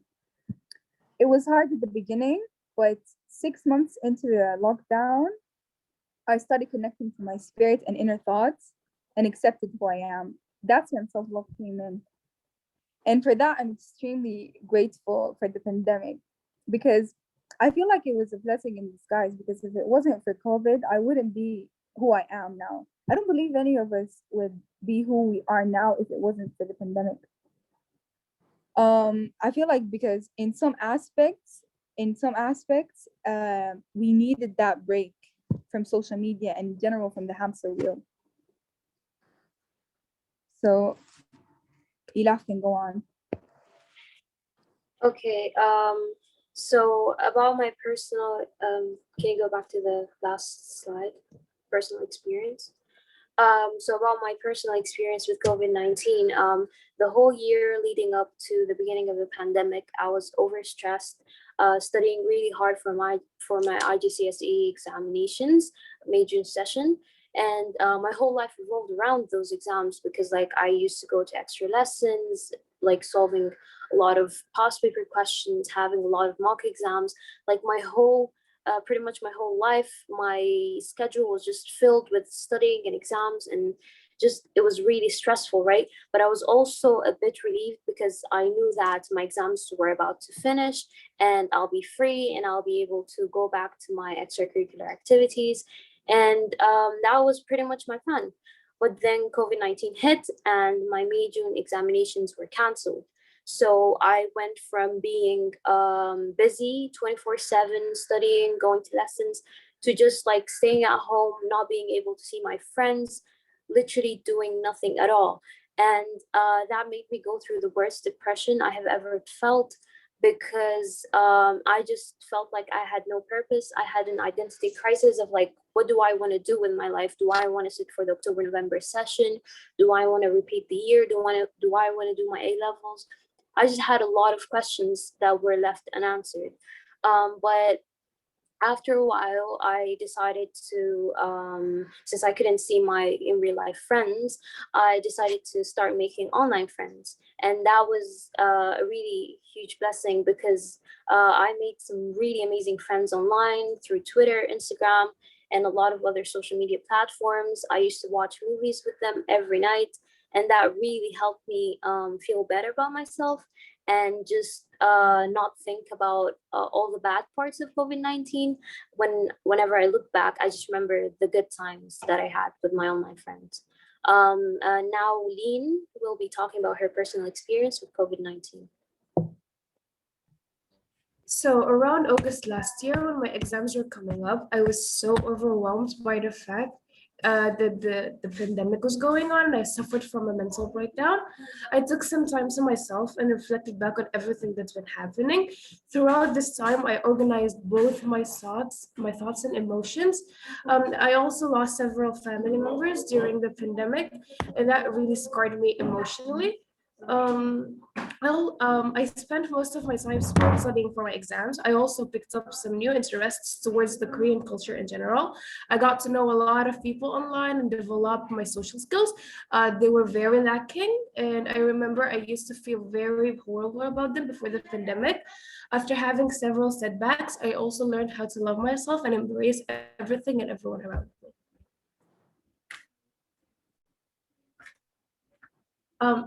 Elaf would be talking next about the economic corruption index. I will be talking. Hello. Okay, so in the corruption index, Sudan scored 16, which deems it extremely corrupted. Which also ranks 174th. I believe the main reason behind Sudan being this corrupt is that how the country has been going through a transitional period. I feel like I have to explain first that the country has been going through a revolution for 2 years before the pandemic broke out. So after the revolution ended, it left the country in a state of extreme political instability. So that paved way for corruption to grow amidst the society. Next slide, please. Now Lean will be talking about health cases.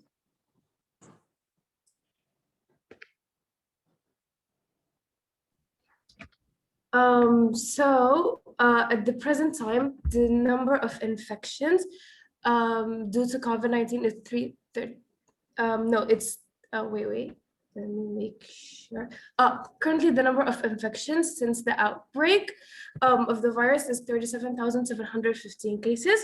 3 months ago, in June 2021, the number of infections was 36,004 cases.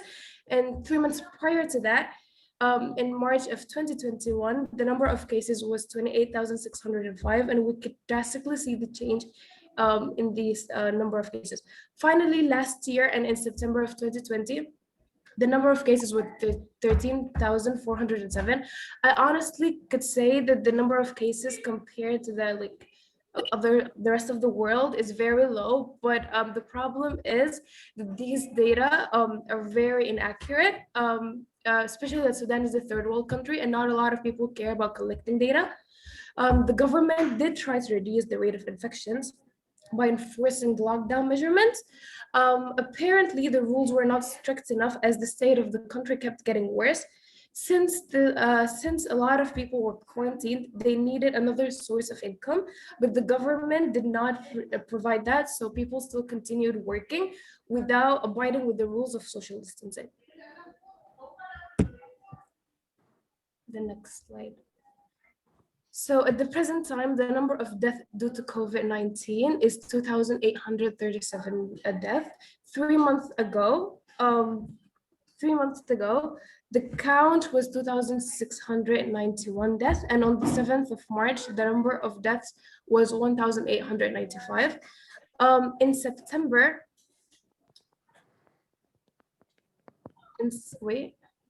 in September of 5th, 1,110 people died due to COVID-19. The government sure did try to control the number of infections, but they show little to none care towards the number of deaths. The country was not medically prepared to deal with the pandemic. The number of hospitals qualified to enroll COVID-19 patients was very limited. The country was and is still dealing with electrical issues. In one incident, the electricity was cut off in one of the hospitals during one of the hospitals treating COVID-19 patients, and sadly, 3 of them passed away due to that incident. The next slide. With a total of 31,675 recoveries and a whopping 84% rate of survival, Sudan fought against the pandemic like no other. The government's policy to reduce the number of deaths was not quite efficient. I would say the only reason the number of recoveries was high is because of the strong immunity of most of the population. The citizens did not comply with the prevention measures. Only a few social distance. people thought that the virus was a fake matter produced by the government to scare the citizens. During the first months of the pandemic, the government imposed a strict lockdown measurement, but people did not quite stick to that, especially because there was no actual punishment for those who did not.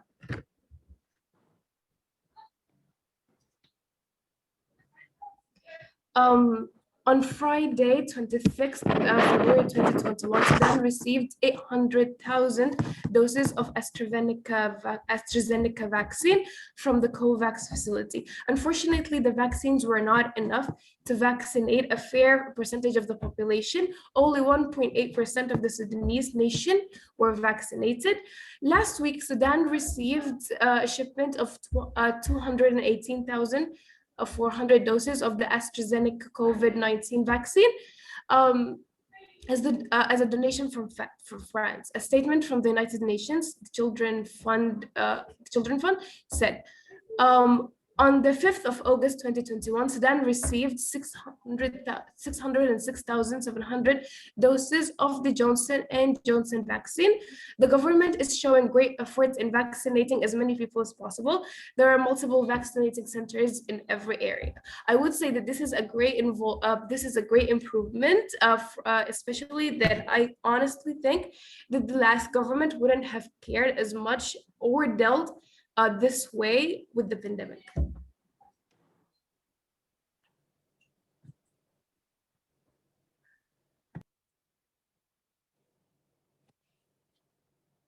Ilaf will be talking about the income level. Next slide, please. Okay. The income levels in Sudan. So the income inequality rate is 15.5%. It has decreased dramatically because pre-COVID, because even before COVID, the income, the country was going through a really bad economical crisis, and it was going through really bad economical fragility. So when COVID struck, a lot of people lost their jobs, and so the income level decreased even more. Next slide, please.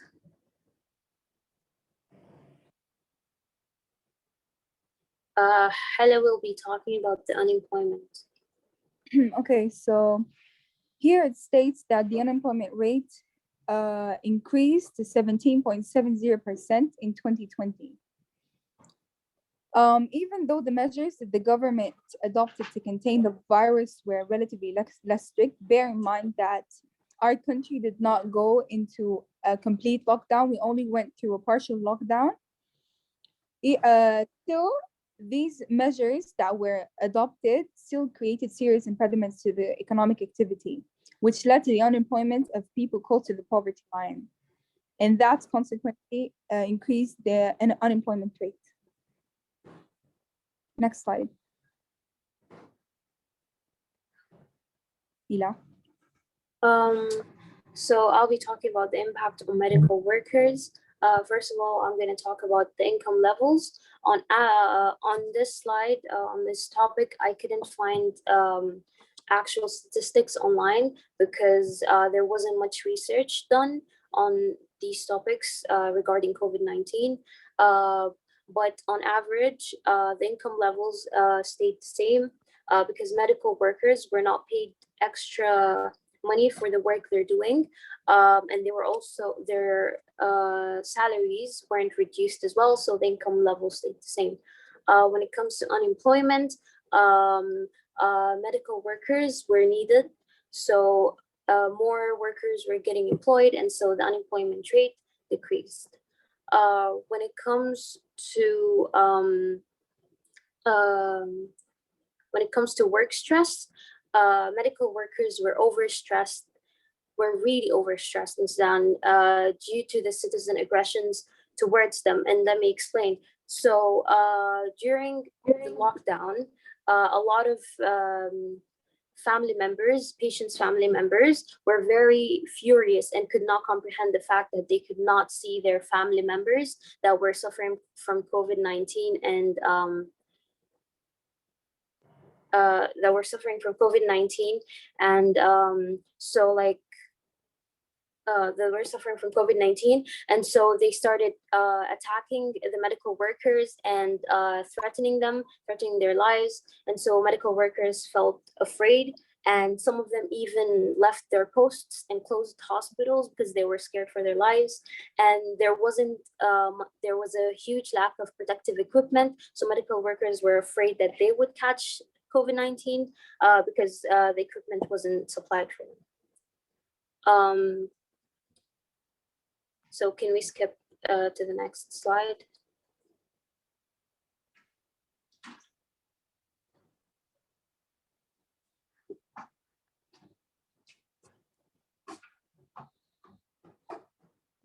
Can you skip to the next slide, please?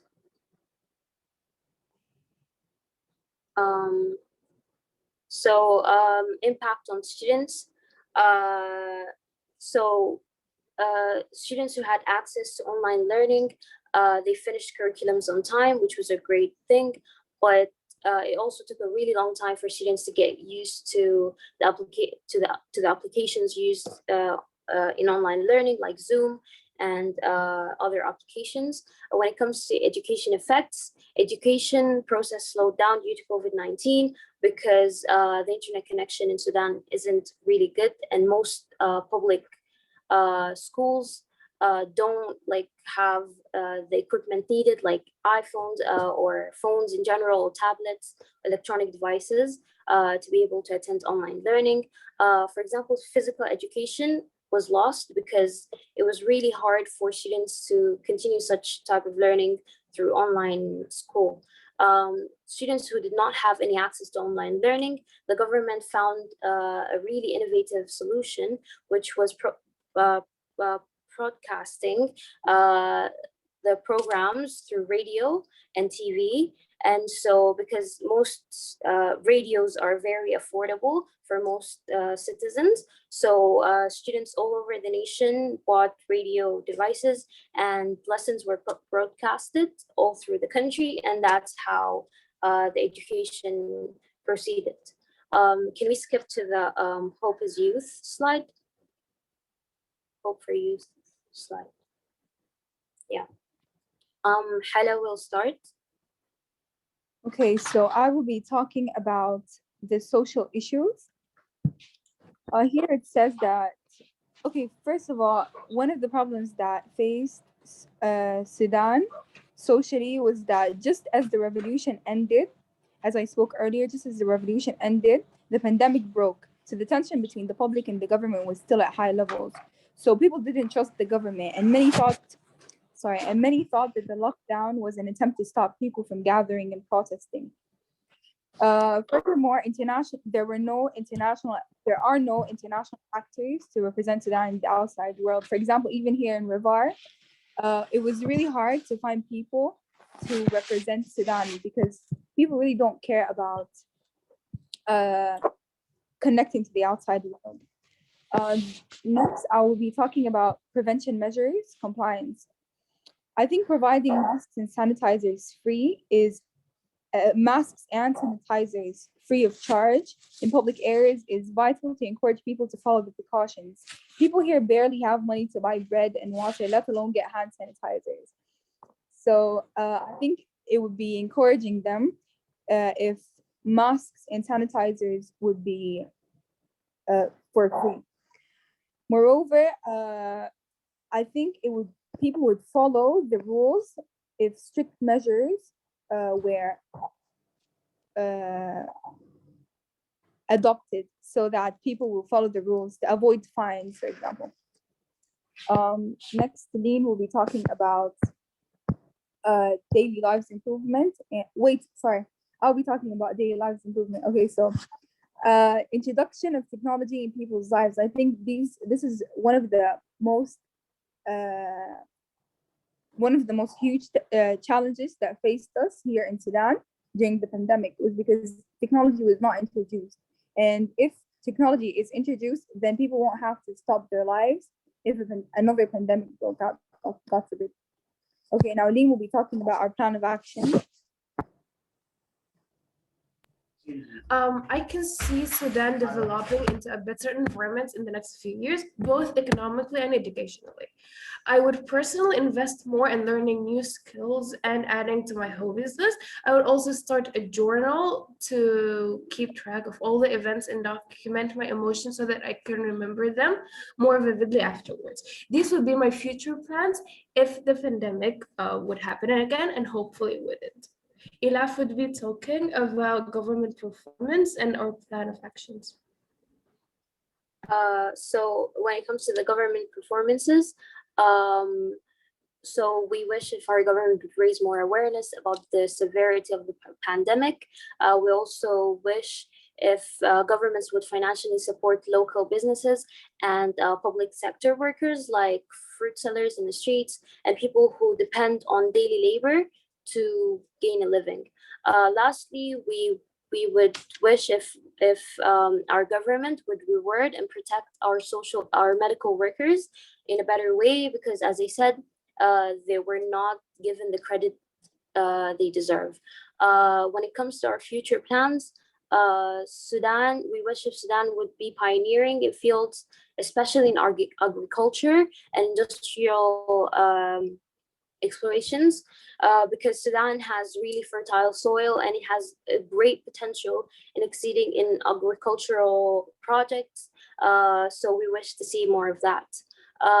We wish if Sudan would have less corruption, because as we said earlier, due to the huge amounts of corruptions happening in Sudan, a lot of people lost their lives, and that could have been avoided really easily if the government did a better job. Thank you guys for listening. And yeah. Thanks for your time. Thank you for the presentation. And one sentence that stuck with me like throughout your whole presentation was when Lynn said, like, we're in the third world country and we don't have any data because nobody cares to do the research. So I think that's one of our causes. That's why we are here, right? Because nobody wants to share the research, do the research, publish the research. So I'm so glad that you guys joined our initiative to share this with us, because I feel like it's very important. Now, next on to our new country, and that is Sweden. So one thing though, before they begin, is I have to remind you once again to stick to the time limit, because we are on a limited schedule. So feel free to start whenever you're ready, Sweden.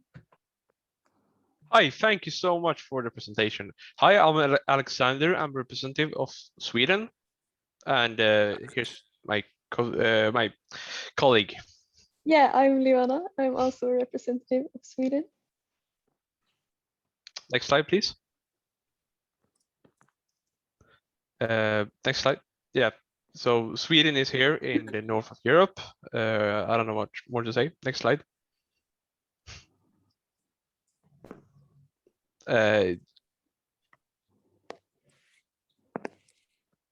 All right, so the feelings we had for our government. More direct action could have been taken to prevent the spread of the virus, in the opinion of many people, because there were no restrictions, or there were mostly requirements. No, what am I saying? There were mostly recommendations, and maybe mask requirements would be one of the preventions of spread. And citizens received help from the government during the pandemic, and most others relied on unemployment benefits until they found a new job. Next slide. None of us were directly infected. We were all safe from the virus. But what we did was to self-care ourselves. We took walks, we found new friends online, and we found out new projects such as this project. Next slide, please.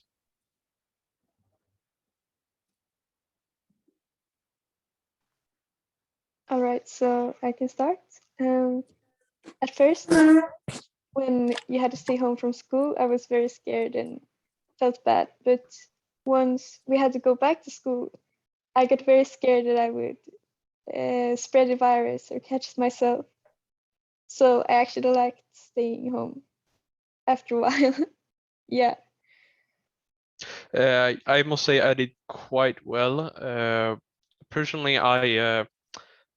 before I spent a lot of time at home because I had heavy symptoms before the first quarantine came. We didn't have a proper lockdown, but from staying from home through school. But what I did during the time was studying a new language, finding new friends, doing home exercises, and finding new hobbies, which really helped me get through the quarantine and really self-improve myself. Next slide, please. So the corruption index, we had a score of 85, and the maximum that has been reached is 88, but we came into rank 3. So yeah, next slide, please. Next slide, please. So currently we have around 1,200,000, I think, in cases.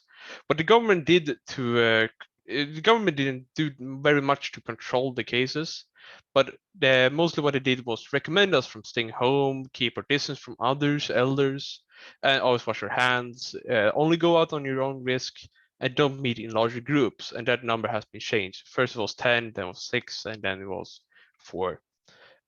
And stay, also the most important one, stay home if you have any symptoms, including like sneezing, bad throat, or anything related. Next slide, please. So on the left, you can see the number of deaths. And now that many are vaccinated, the death cases do not increase as vastly as they did earlier in the pandemic. Next slide, please. And the prevention measures were mostly just recommendations. So it was up to citizens to follow the prevention measurements. And it was very different from person to person. Some people took the recommendations very seriously and some didn't. And in school, it was hard to keep a distance, and generally the prevention measures were not followed by the students. Next slide, please. So almost 31% right now is not vaccinated against the vaccine. But at the start, we were focusing on smaller groups to avoid scarcity at the beginning of the vaccination. We focused on people who worked in health or people who were above age 80 or 60. And then the further they came, 2021, we changed the number. And I believe that almost everyone that is above the age of 18 has been offered a vaccine. And now we have even included a thing called a vaccine bus, which travels around the country giving vaccines to people who haven't taken the vaccine. Next slide, please.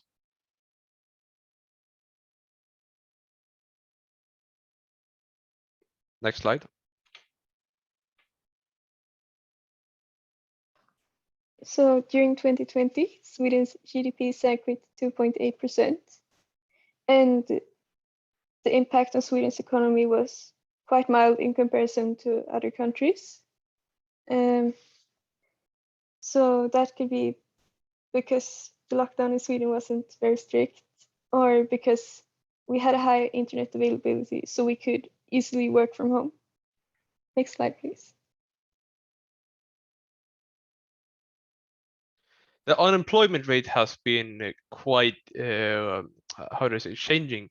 Currently it is 8%, but and we are measuring between ages 15 and 74.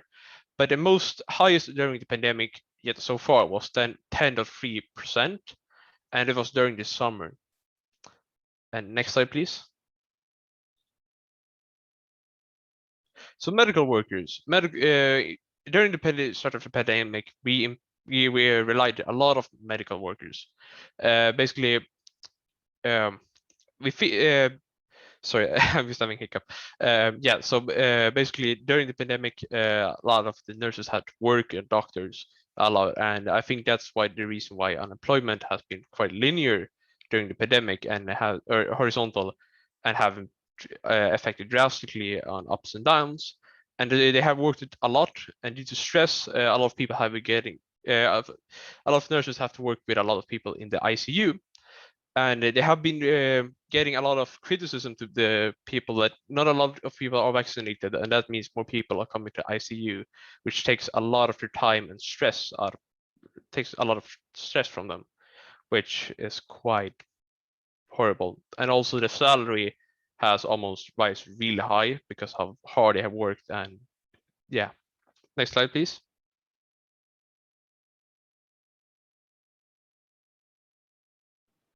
So during online learning, most teachers were very frustrated over that many students, their motivation dropped and they did not initiate contacts with the teacher, like they didn't ask for questions. And yeah, and we kept working from home with school just as usual. So yeah, next slide. Some students found it good and some didn't with online learning. And many people thought it was very comfortable to work from home. But some students lowered their grades and some failed their classes due to online learning. And yeah, next slide, please. So most businesses wasn't affected too strong compared to other countries. Most businesses actually had online shop, which really helped them a lot during pandemic, especially electrical stores and stuff like that. But a lot of smaller business they could get support from the government, but sometimes it wasn't enough, which led to a lot of smaller businesses closing down. The productivity level wasn't, of course, impacted, and it was needed to prevent measurements. So the business that could work from home did a business that didn't keep the safe distancing. Yeah, and many firms actually noticed a decrease in profit. So, thank you. So the restaurants were the worst affected by the situation because a prevention measure was to not go to mass gatherings or public places, and so they got the most government support too because of that. Next slide, please.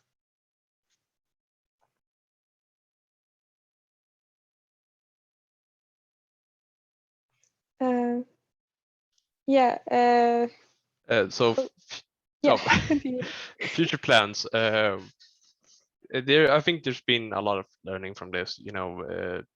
Opening the distance and like social distancing in online or learning, and we could participate more in future projects such as this program, which I must thank you all for guys for doing. Leona, could you help me out? Yeah, so as Alexander said, there have been a lot of projects and possibilities that I don't think we would have had if there wasn't so much focus on being online.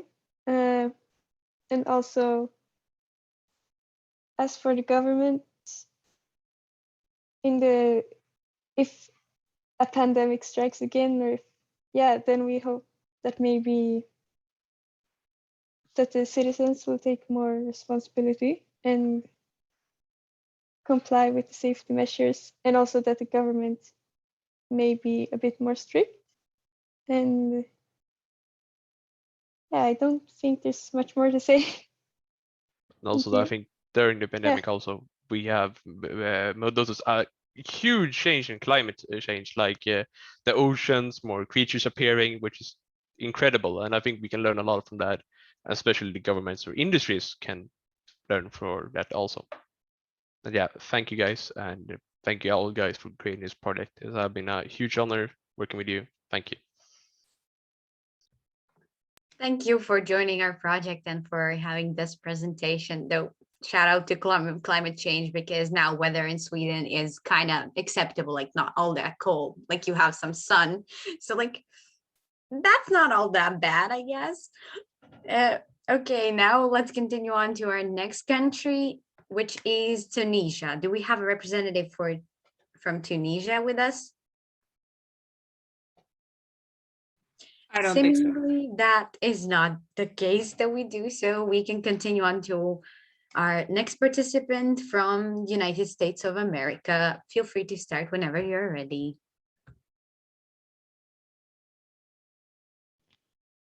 Yes. Hello. Oh, would you like to turn on your camera when you're presenting? Thank you. I'm sorry, but like since you guys went a little over time, I'm kind of in a rush. I'm somewhere right now, so if you don't mind, Oh, okay. okay, my apologies, but I would have if, yeah. Hello, my name is Sakira Labiba. I'm the representative from United States. Next slide, please.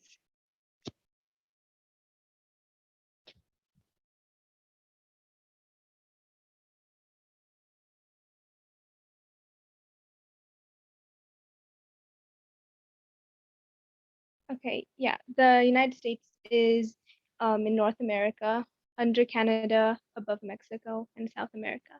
Next. Okay, that's not it. Government performance. The world was in shock seeing the performance of the United States and the results with handling the pandemic. Instead of taking the whole nation into action at once, responsibility was left to state governments. If the country did leave the states up to make their own decisions, they should have at least reviewed their decisions being made. Some states being on lockdown while others weren't, complicated things. The government of the United States didn't completely fail in serving their citizens in the crisis, but they did the bare minimum. Next. Direct involvement. I wasn't infected, but my parents were. And some of the symptoms they experienced were coughing, shortness of breath, and fatigue. To help with all of this, they took in warm water, steam, and honey. And at the same time, I took it just in case. Next.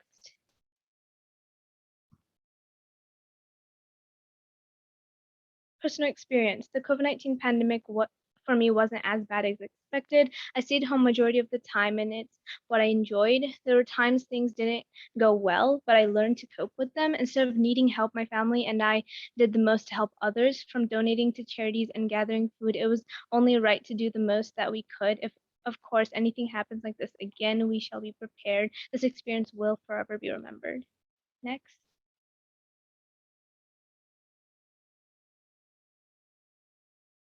Corruption index, the score for the United States was 67 and the rank was 25th. In past years, we were in like the 70s and 80s, but yeah, it dropped.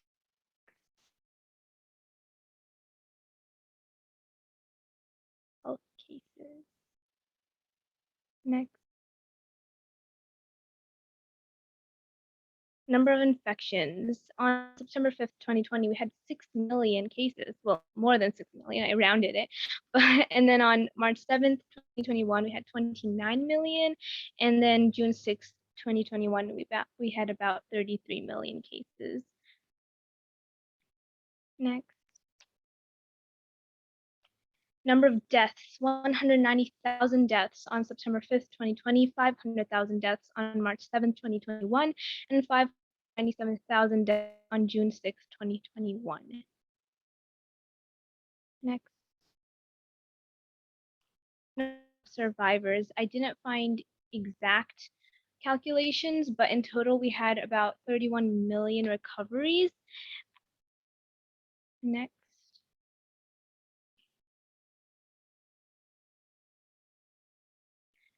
Availability of vaccines. There are 3 major vaccines in the United States, and there are actual calculations to how many the United States has, but we have millions and millions.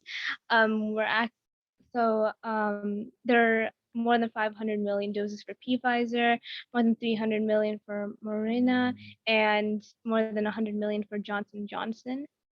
And the population that were vaccinated were about 53.6%. Next.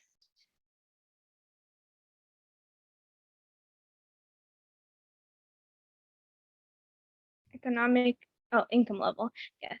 Income inequality had been the all-time high in 50 years during 2019, and and it continued to grow. The GINI index, which basically measures income, increased 48.2 in 2017 to 48.5 in 2018, and of course it keeps growing. Next. Unemployment. The rise of unemployment has been greater since the Great Recession of 2007, and the number of unemployed people from February to May of 2020 reached 14 million in the U.S. Next. Impact on medical workers. Many doctors were left unpaid even after they worked over hours, and they were short in staff. So unemployment wasn't really a thing. Instead, they actually asked for pre-med students for help, and the stress was on. People were bashing doctors of not doing anything apparently, and doctors themselves were pretty mad at citizens for not listening to them and instead listening to the government when the government said everything was going to be fine. But doctors themselves knew the reality of the infections going around in the hospital. Next. Impact on school teachers. Teachers were scared to get infected while being with students. Teachers were underpaid for the amount of work they put in, and unemployment was a thing since a lot of schools that weren't funded by the government had to let go of teachers because they couldn't be funded by the students either. Impact on students. Students' grades dropped a lot during the pandemic since most of them didn't attend school and some of them didn't have access to internet or technology. Next.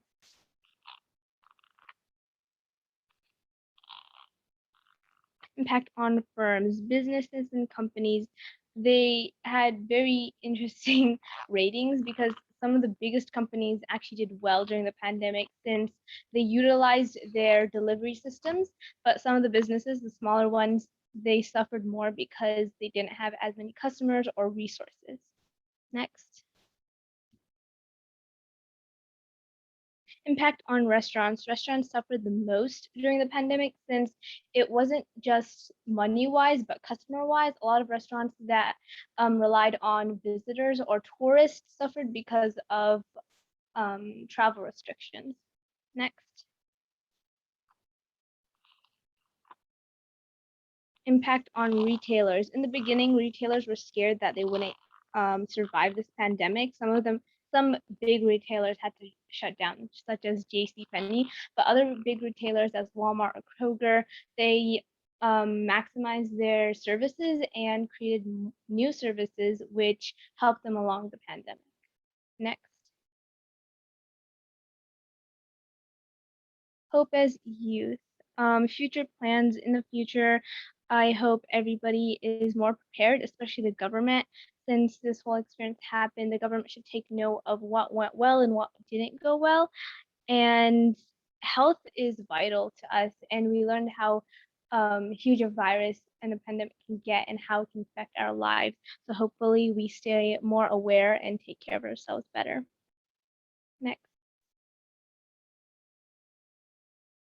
Yeah, and I hope you all have a rest of a good day or a good night.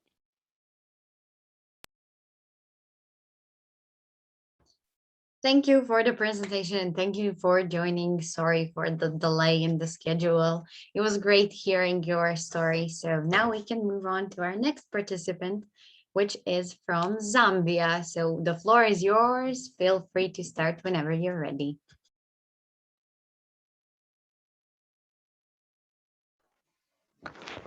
My name is Anton Kunda from Zambia, and I'm going to be representing Zambia. Next slide, please.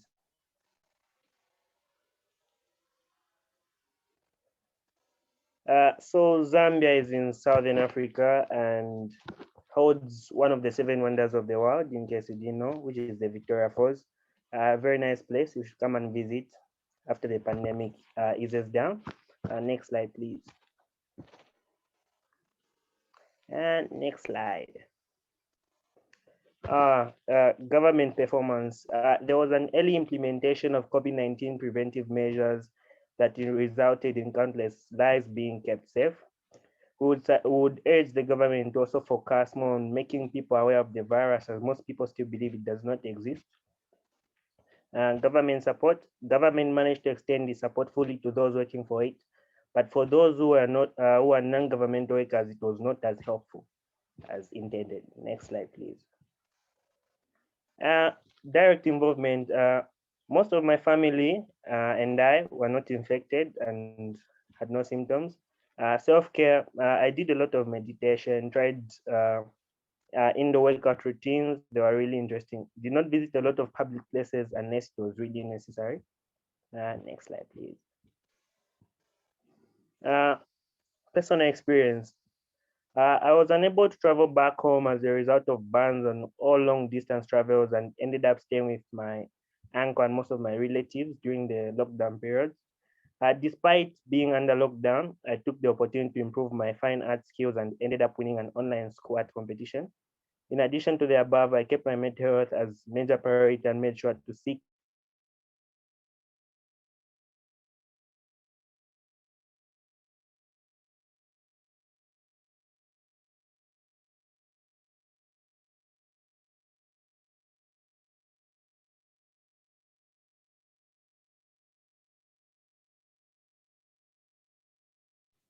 Apparently, we have some connection issues with Anthony, so I am not sure how we are going to proceed, but let's wait for another minute to see whether he comes back. And if not, then we're going to go to our next country. And if he comes back, then we're going to fill in.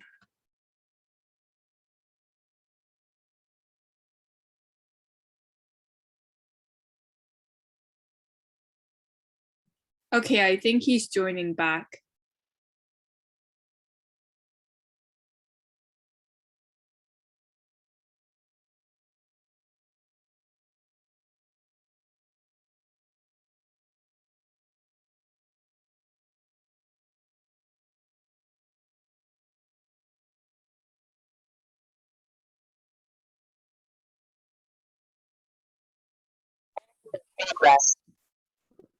Yeah, I'm sorry about that. I think I had like some internet problems. Next slide, please.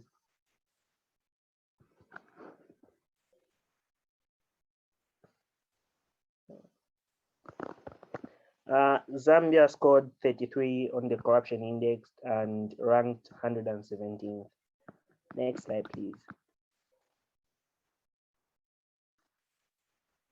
Next slide, please. In September of 2020, Zambia had the total number of 13,446 confirmed cases, while in March, Zambia had the total number of 2,618 confirmed cases, and in June, we had the total number of 22,099 confirmed cases. Government control, there was strict implementation of COVID preventive measures. Oh, next slide, is okay.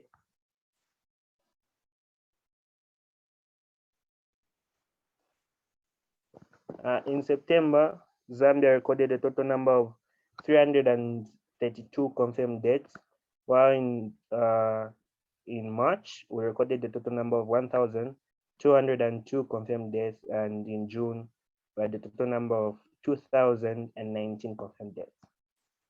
Yeah. Next slide, please.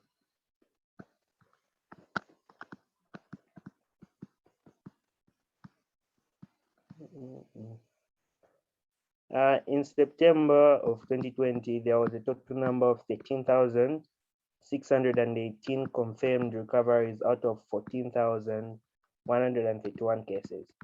In March, there was a total number of 75,087 recoveries out of 79,002 confirmed cases, thus putting the recovery rate at 96%. In June, there was a total number of 121,965 recoveries out of 146,031, putting the recovery rate at 84%. I think the effectiveness of the government preventive measures took a toll on the recoveries and reduced the numbers of infections. And the compliance for the preventive measures, though the government had a hard time, making citizens comply to the preventive measures as they believe the virus didn't exist. Though the deployment of the army personnel and more COVID awareness by the government saw a sharp turn and full compliance to the measures. Next slide, please. In Zambia, we have the S2 AstraZeneca, and the quantity is 228,000. Then we have the AstraZeneca, Oxford, I think, should be 119,200. Then the Johnson should be 302,400. The scarcity of the vaccine, the vaccine isn't really scarce as it is in all hospitals and health centers, though the government policy was first to vaccinate all frontline workers, which were the police and soldiers at the borders and the health workers. Next slide, please.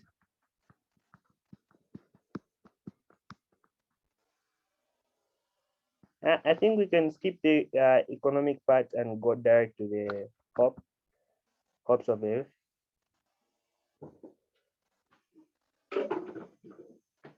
Next slide. So I didn't write anything on the presentation as I wanted to have like open options and ideas and what to talk about. So the future plans are for more compliance on the COVID preventive measures from a lot of fellow citizens, as to reduce more numbers of cases and infections. And the government performance, because we have a new government, I hope that they'll implement better preventive measures than the previous government, so that we have as less cases as possible. And my plan of actions, I think, is to take all possible vaccinations that I can and stay safe. While daily lives improvement, I've been exposed to various apps and technologies that have opened my mind and helped me link with the globe at large. That's all. Thank you. And thanks to the people that brought up this program. Yeah. Thank you for the presentation. So now our final country. We are done for this evening almost. So I would like to leave the floor for the representatives of Zimbabwe and let them speak.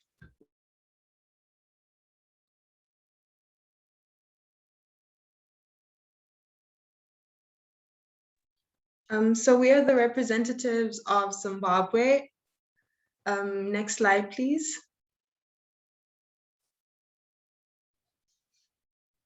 Next slide, please. So Zimbabwe is in Africa. It's like at the bottom, so it's right above South Africa. And its total population is 14.65 million. I think it should be 15 million right now. Then personal anecdote, next slide, please. So for the feelings we had for the government performance, to a greater extent, the Zimbabwean government did not handle the COVID pandemic well, as there were a total of 4,449 deaths on the COVID-19 worldometer, with a total of 118 cases arising and just over 90% of them recovering. And then for the suggestions, the Zimbabwean government could have done a better job by improving the transport system, such like for the commuter omnibuses, because now there was like, how do I say it? Like people were bunching to try and get into the bus, and they were not keeping the COVID-19 regulations. And also they were not sanitizing as they entered the buses. And those buses carried people from their workplaces to and from. And also increasing the availability of masks and sanitizers. There was some point where people were, some people would wear like one mask for the entire week, and it's not very hygienic. So the government could have done better in providing those as well. And then the government support, the government used 18 billion ZWL Zimbabwean dollars in economic recovery and stimulus packages in assisting families, small businesses, industries that were greatly affected by the COVID-19 pandemic. Next slide, please.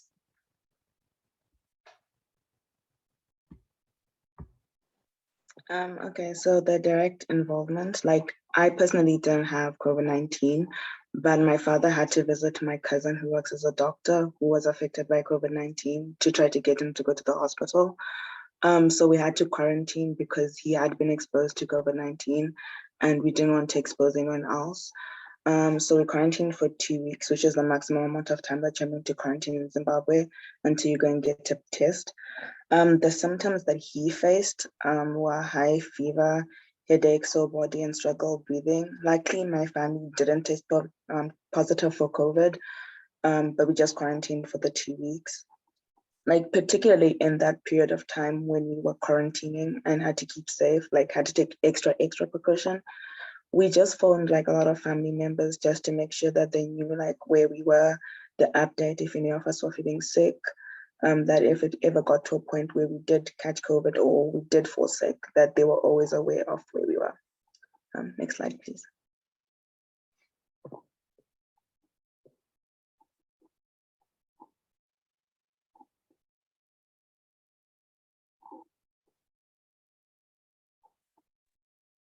For me, during the pandemic era, the biggest impact was not the paranoia of COVID-19 itself, but came from the quarantine period. Particularly, I had always placed a lot of importance on my grades, and online learning really impacted my grades poorly. So I started seeing a change in my mental health. My mental health was deteriorating. I had no motivation to do much, and I felt completely alone during the pandemic. It really made me reevaluate what I found important in life and look for myself beyond the marks on a report card. And I always considered myself an introvert, but now after the pandemic is over, I've got a newfound thirst for human contact. Over to you, Sarah. Yeah, I think I had quite a similar experience with Cindy. I care about my grades, but like I don't really mind them that much. But I think that like a thing that I experienced that maybe was different from everybody else is that like from every other country, I could hear people saying, oh yeah, you know, it's a time to reboot, take away from social media, to like find new interest. I personally didn't find any of that. I struggled a lot with mental health. I gained a lot of weight. My school was just horrible. I didn't really find anything great in quarantine or great in the pandemic. I think it was more of a time of kind of like crashing down. And like Cindy said, I found myself thirsting for more human contact. I think it was more of a time for me to just like finally like everything that I was helping to crash down, which was not great. But I think it was more of a moment for me to just then at least like take a moment to like sit down and just think about everything. For me, I found the whole lockdown experience great.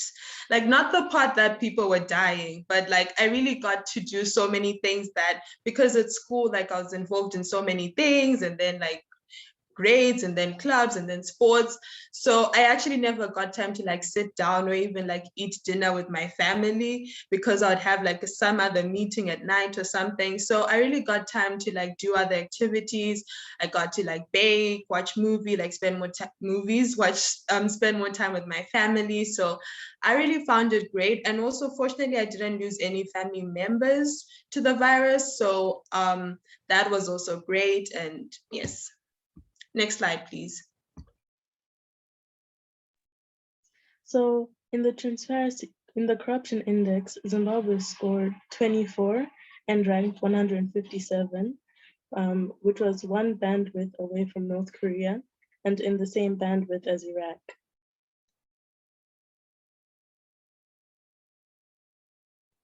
Next slide, please. I think we can just skip to the end because our time is almost up to Hope as the youth. Thank you.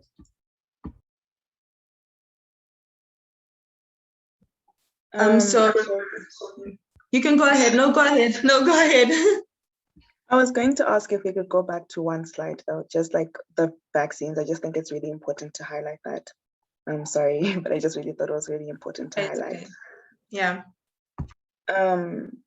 So like for the vaccines, I couldn't really find a lot of data because Zimbabwe has been getting a lot of its vaccines through donations. Like a lot of our vaccines, like the Sinopharm, CoronaVac, all have been coming through donations. And only last week did like the government give people who are 14 and above the like go ahead to get vaccinated. So a lot of us still haven't gotten vaccinated because we only got the go ahead last week. But what we can see in Zimbabwe is that, well, we've been kind of commended in Africa for being very like good with the vaccination program. But what's happening a lot is that a lot of people right now are finding a lot of fault in the government because they're using ulterior motives to kind of get people to vaccinate. Like right now, they're doing like a lot of vaccination programs through schools, through churches, which a lot of Zimbabwean citizens aren't happy about. So that's like been the major program that's been happening with like vaccinations. We can go back to the Hope of the Youth now.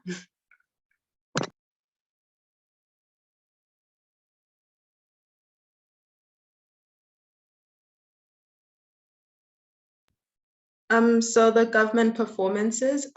So we think that the government should obviously provide and increase the availability of masks and sanitizers, because that's a major problem. And also, we didn't put this in the slide, but then the poverty like percentage in Zimbabwe is 52%. So that's already half of our population. So that means that many people just don't have enough money to basic resources, just like bread or even clean water. So it just really shows that the government really does have to pull through in that sector, because much of our population can't afford these. And then also improving the transport system, because as we're starting to many businesses are starting to open now, so people need to go to their workplaces safely and come back home and not like have the virus, because they will pass it on to their family members. And then also, yes. And then in terms of our personal plans of action, they also tie into social issues, which are one, prioritizing mental health in Zimbabwe, because mental health is stigmatized greatly. And as so many people have been negatively affected in the mental health area over the pandemic, it's very important to deal with the mental health issue.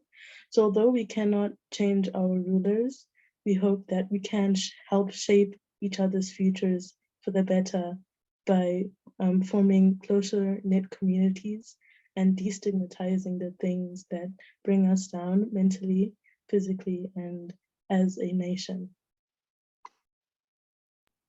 And then also in terms of our future plans, one thing that I think stuck out the most during the pandemic is that Zimbabwe relied heavily on other countries in terms of trade. So we'd be importing a lot of things and not exporting a lot of things.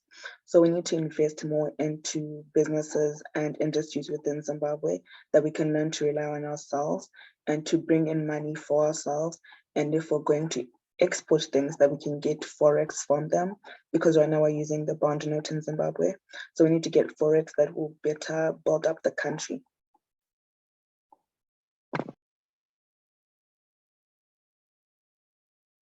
And then my plan of action is to shape as many futures as possible by bringing out the youth voices.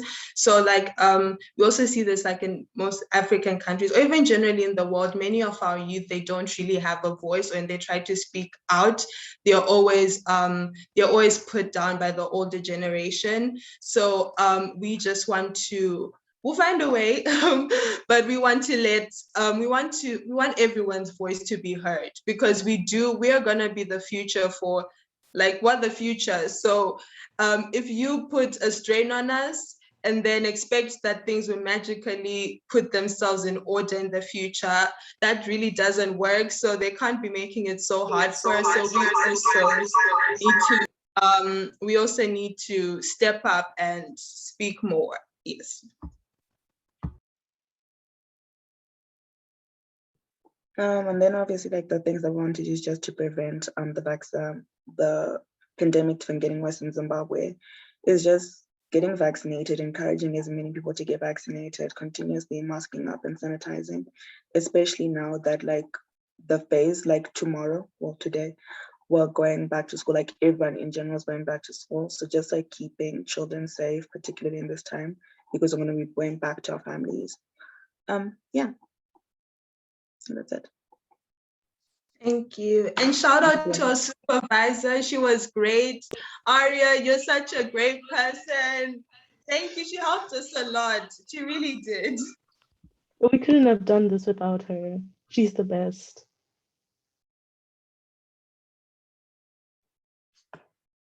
Great. The points you made at the end were just about right. I don't have anything to add. So now let's hand the floor to our founder so that we can wrap this session up. Okay, thank you, country representatives, so much for your insightful presentations. It was more than intriguing to listen to your country's status quo. The recordings of our presentation will be uploaded onto our YouTube account.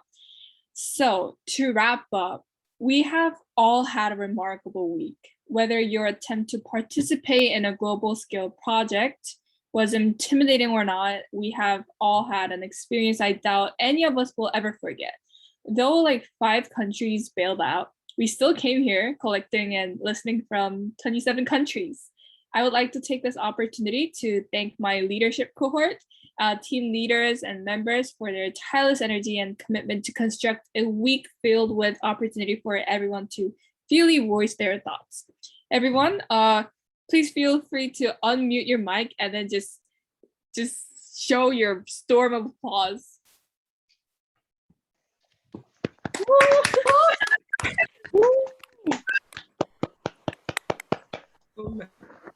Thank you.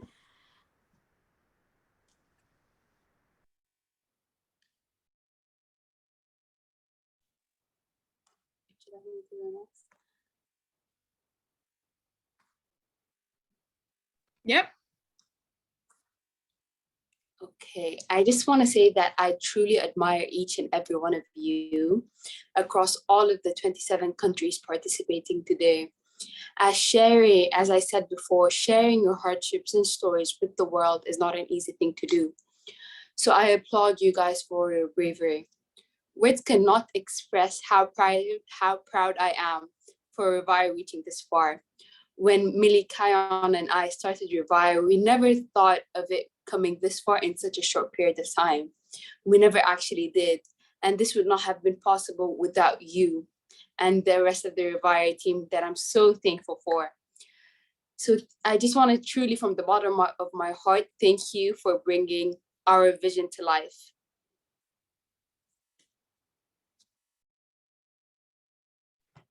So I promised some words of wisdom in the opening session.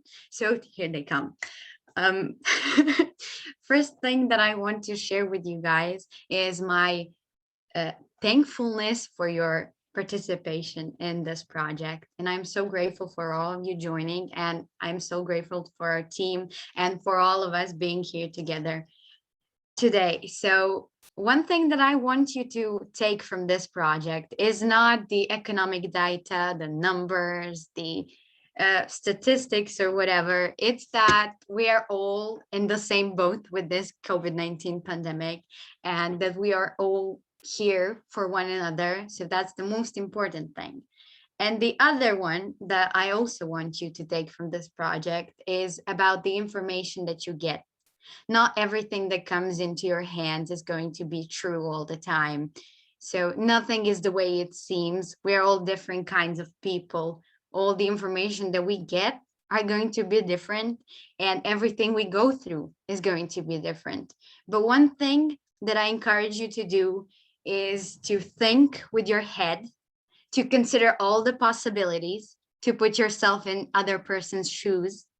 So by thinking with your head is how we make progress in science and in life. So I say that in order to strive towards this project, we have to keep our hopes up, and we have to continue on looking for the future, because you are the future and we all together are the future. So thank you all for joining this session. I would like for Ariaka to quickly remind you of some other technical stuff. But as far as my thank you goes, I am so grateful for you, and thank you again for coming to this session. Hi everyone, you you guys have been such a great cohort this past week.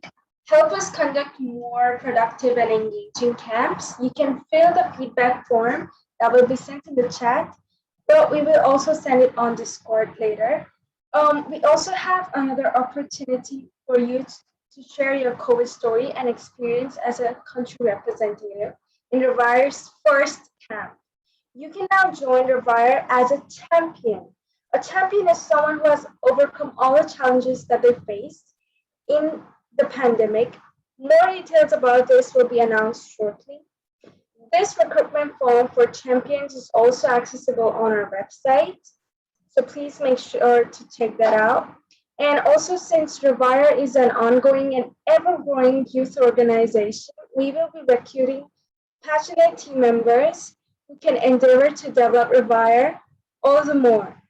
If you're interested in being a part of the Revire community, please fill out the application form. Once again, all the links for feedback, champion, and team member application forms will be sent through the email.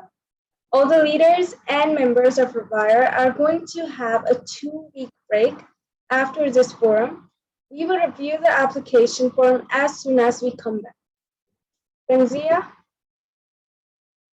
Okay, I'm gonna take over. Now, additionally to this, we would like you to fill out the universal consent form regarding the release of participants' videos and photos if you haven't done so. Your pictures will be uploaded to YouTube and our website. If you don't want your pictures to be uploaded, we will review this form and mosaic those who are not inclined to showing their faces in public. We really enjoyed working with you for a week and hope to have more connections afterwards. Best way to stay in touch with the Revire community is through Discord, and there's a special channel for 2021 alumni. So feel free to pop in, chat, share your initiatives, or just join any voice channel and have informal discussions. I would love to see all that. Okay, thank you, Vamika, thank you, Fencia, thank you, Ariaka. It was so great to meet everyone. The official forum is now over. We are totally aware of you having other scheduled to prioritize.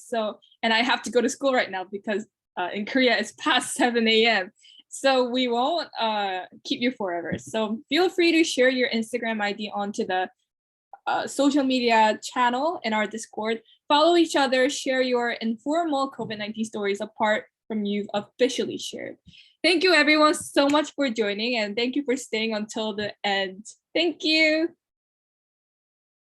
How about that picture? You know, Thank you you, have something guys. as a memory. I'm always the one asking for the picture. Let's do it. Yeah, with Alexander's sunglasses. Yeah. Yes. Yes, great. Okay. Just do it.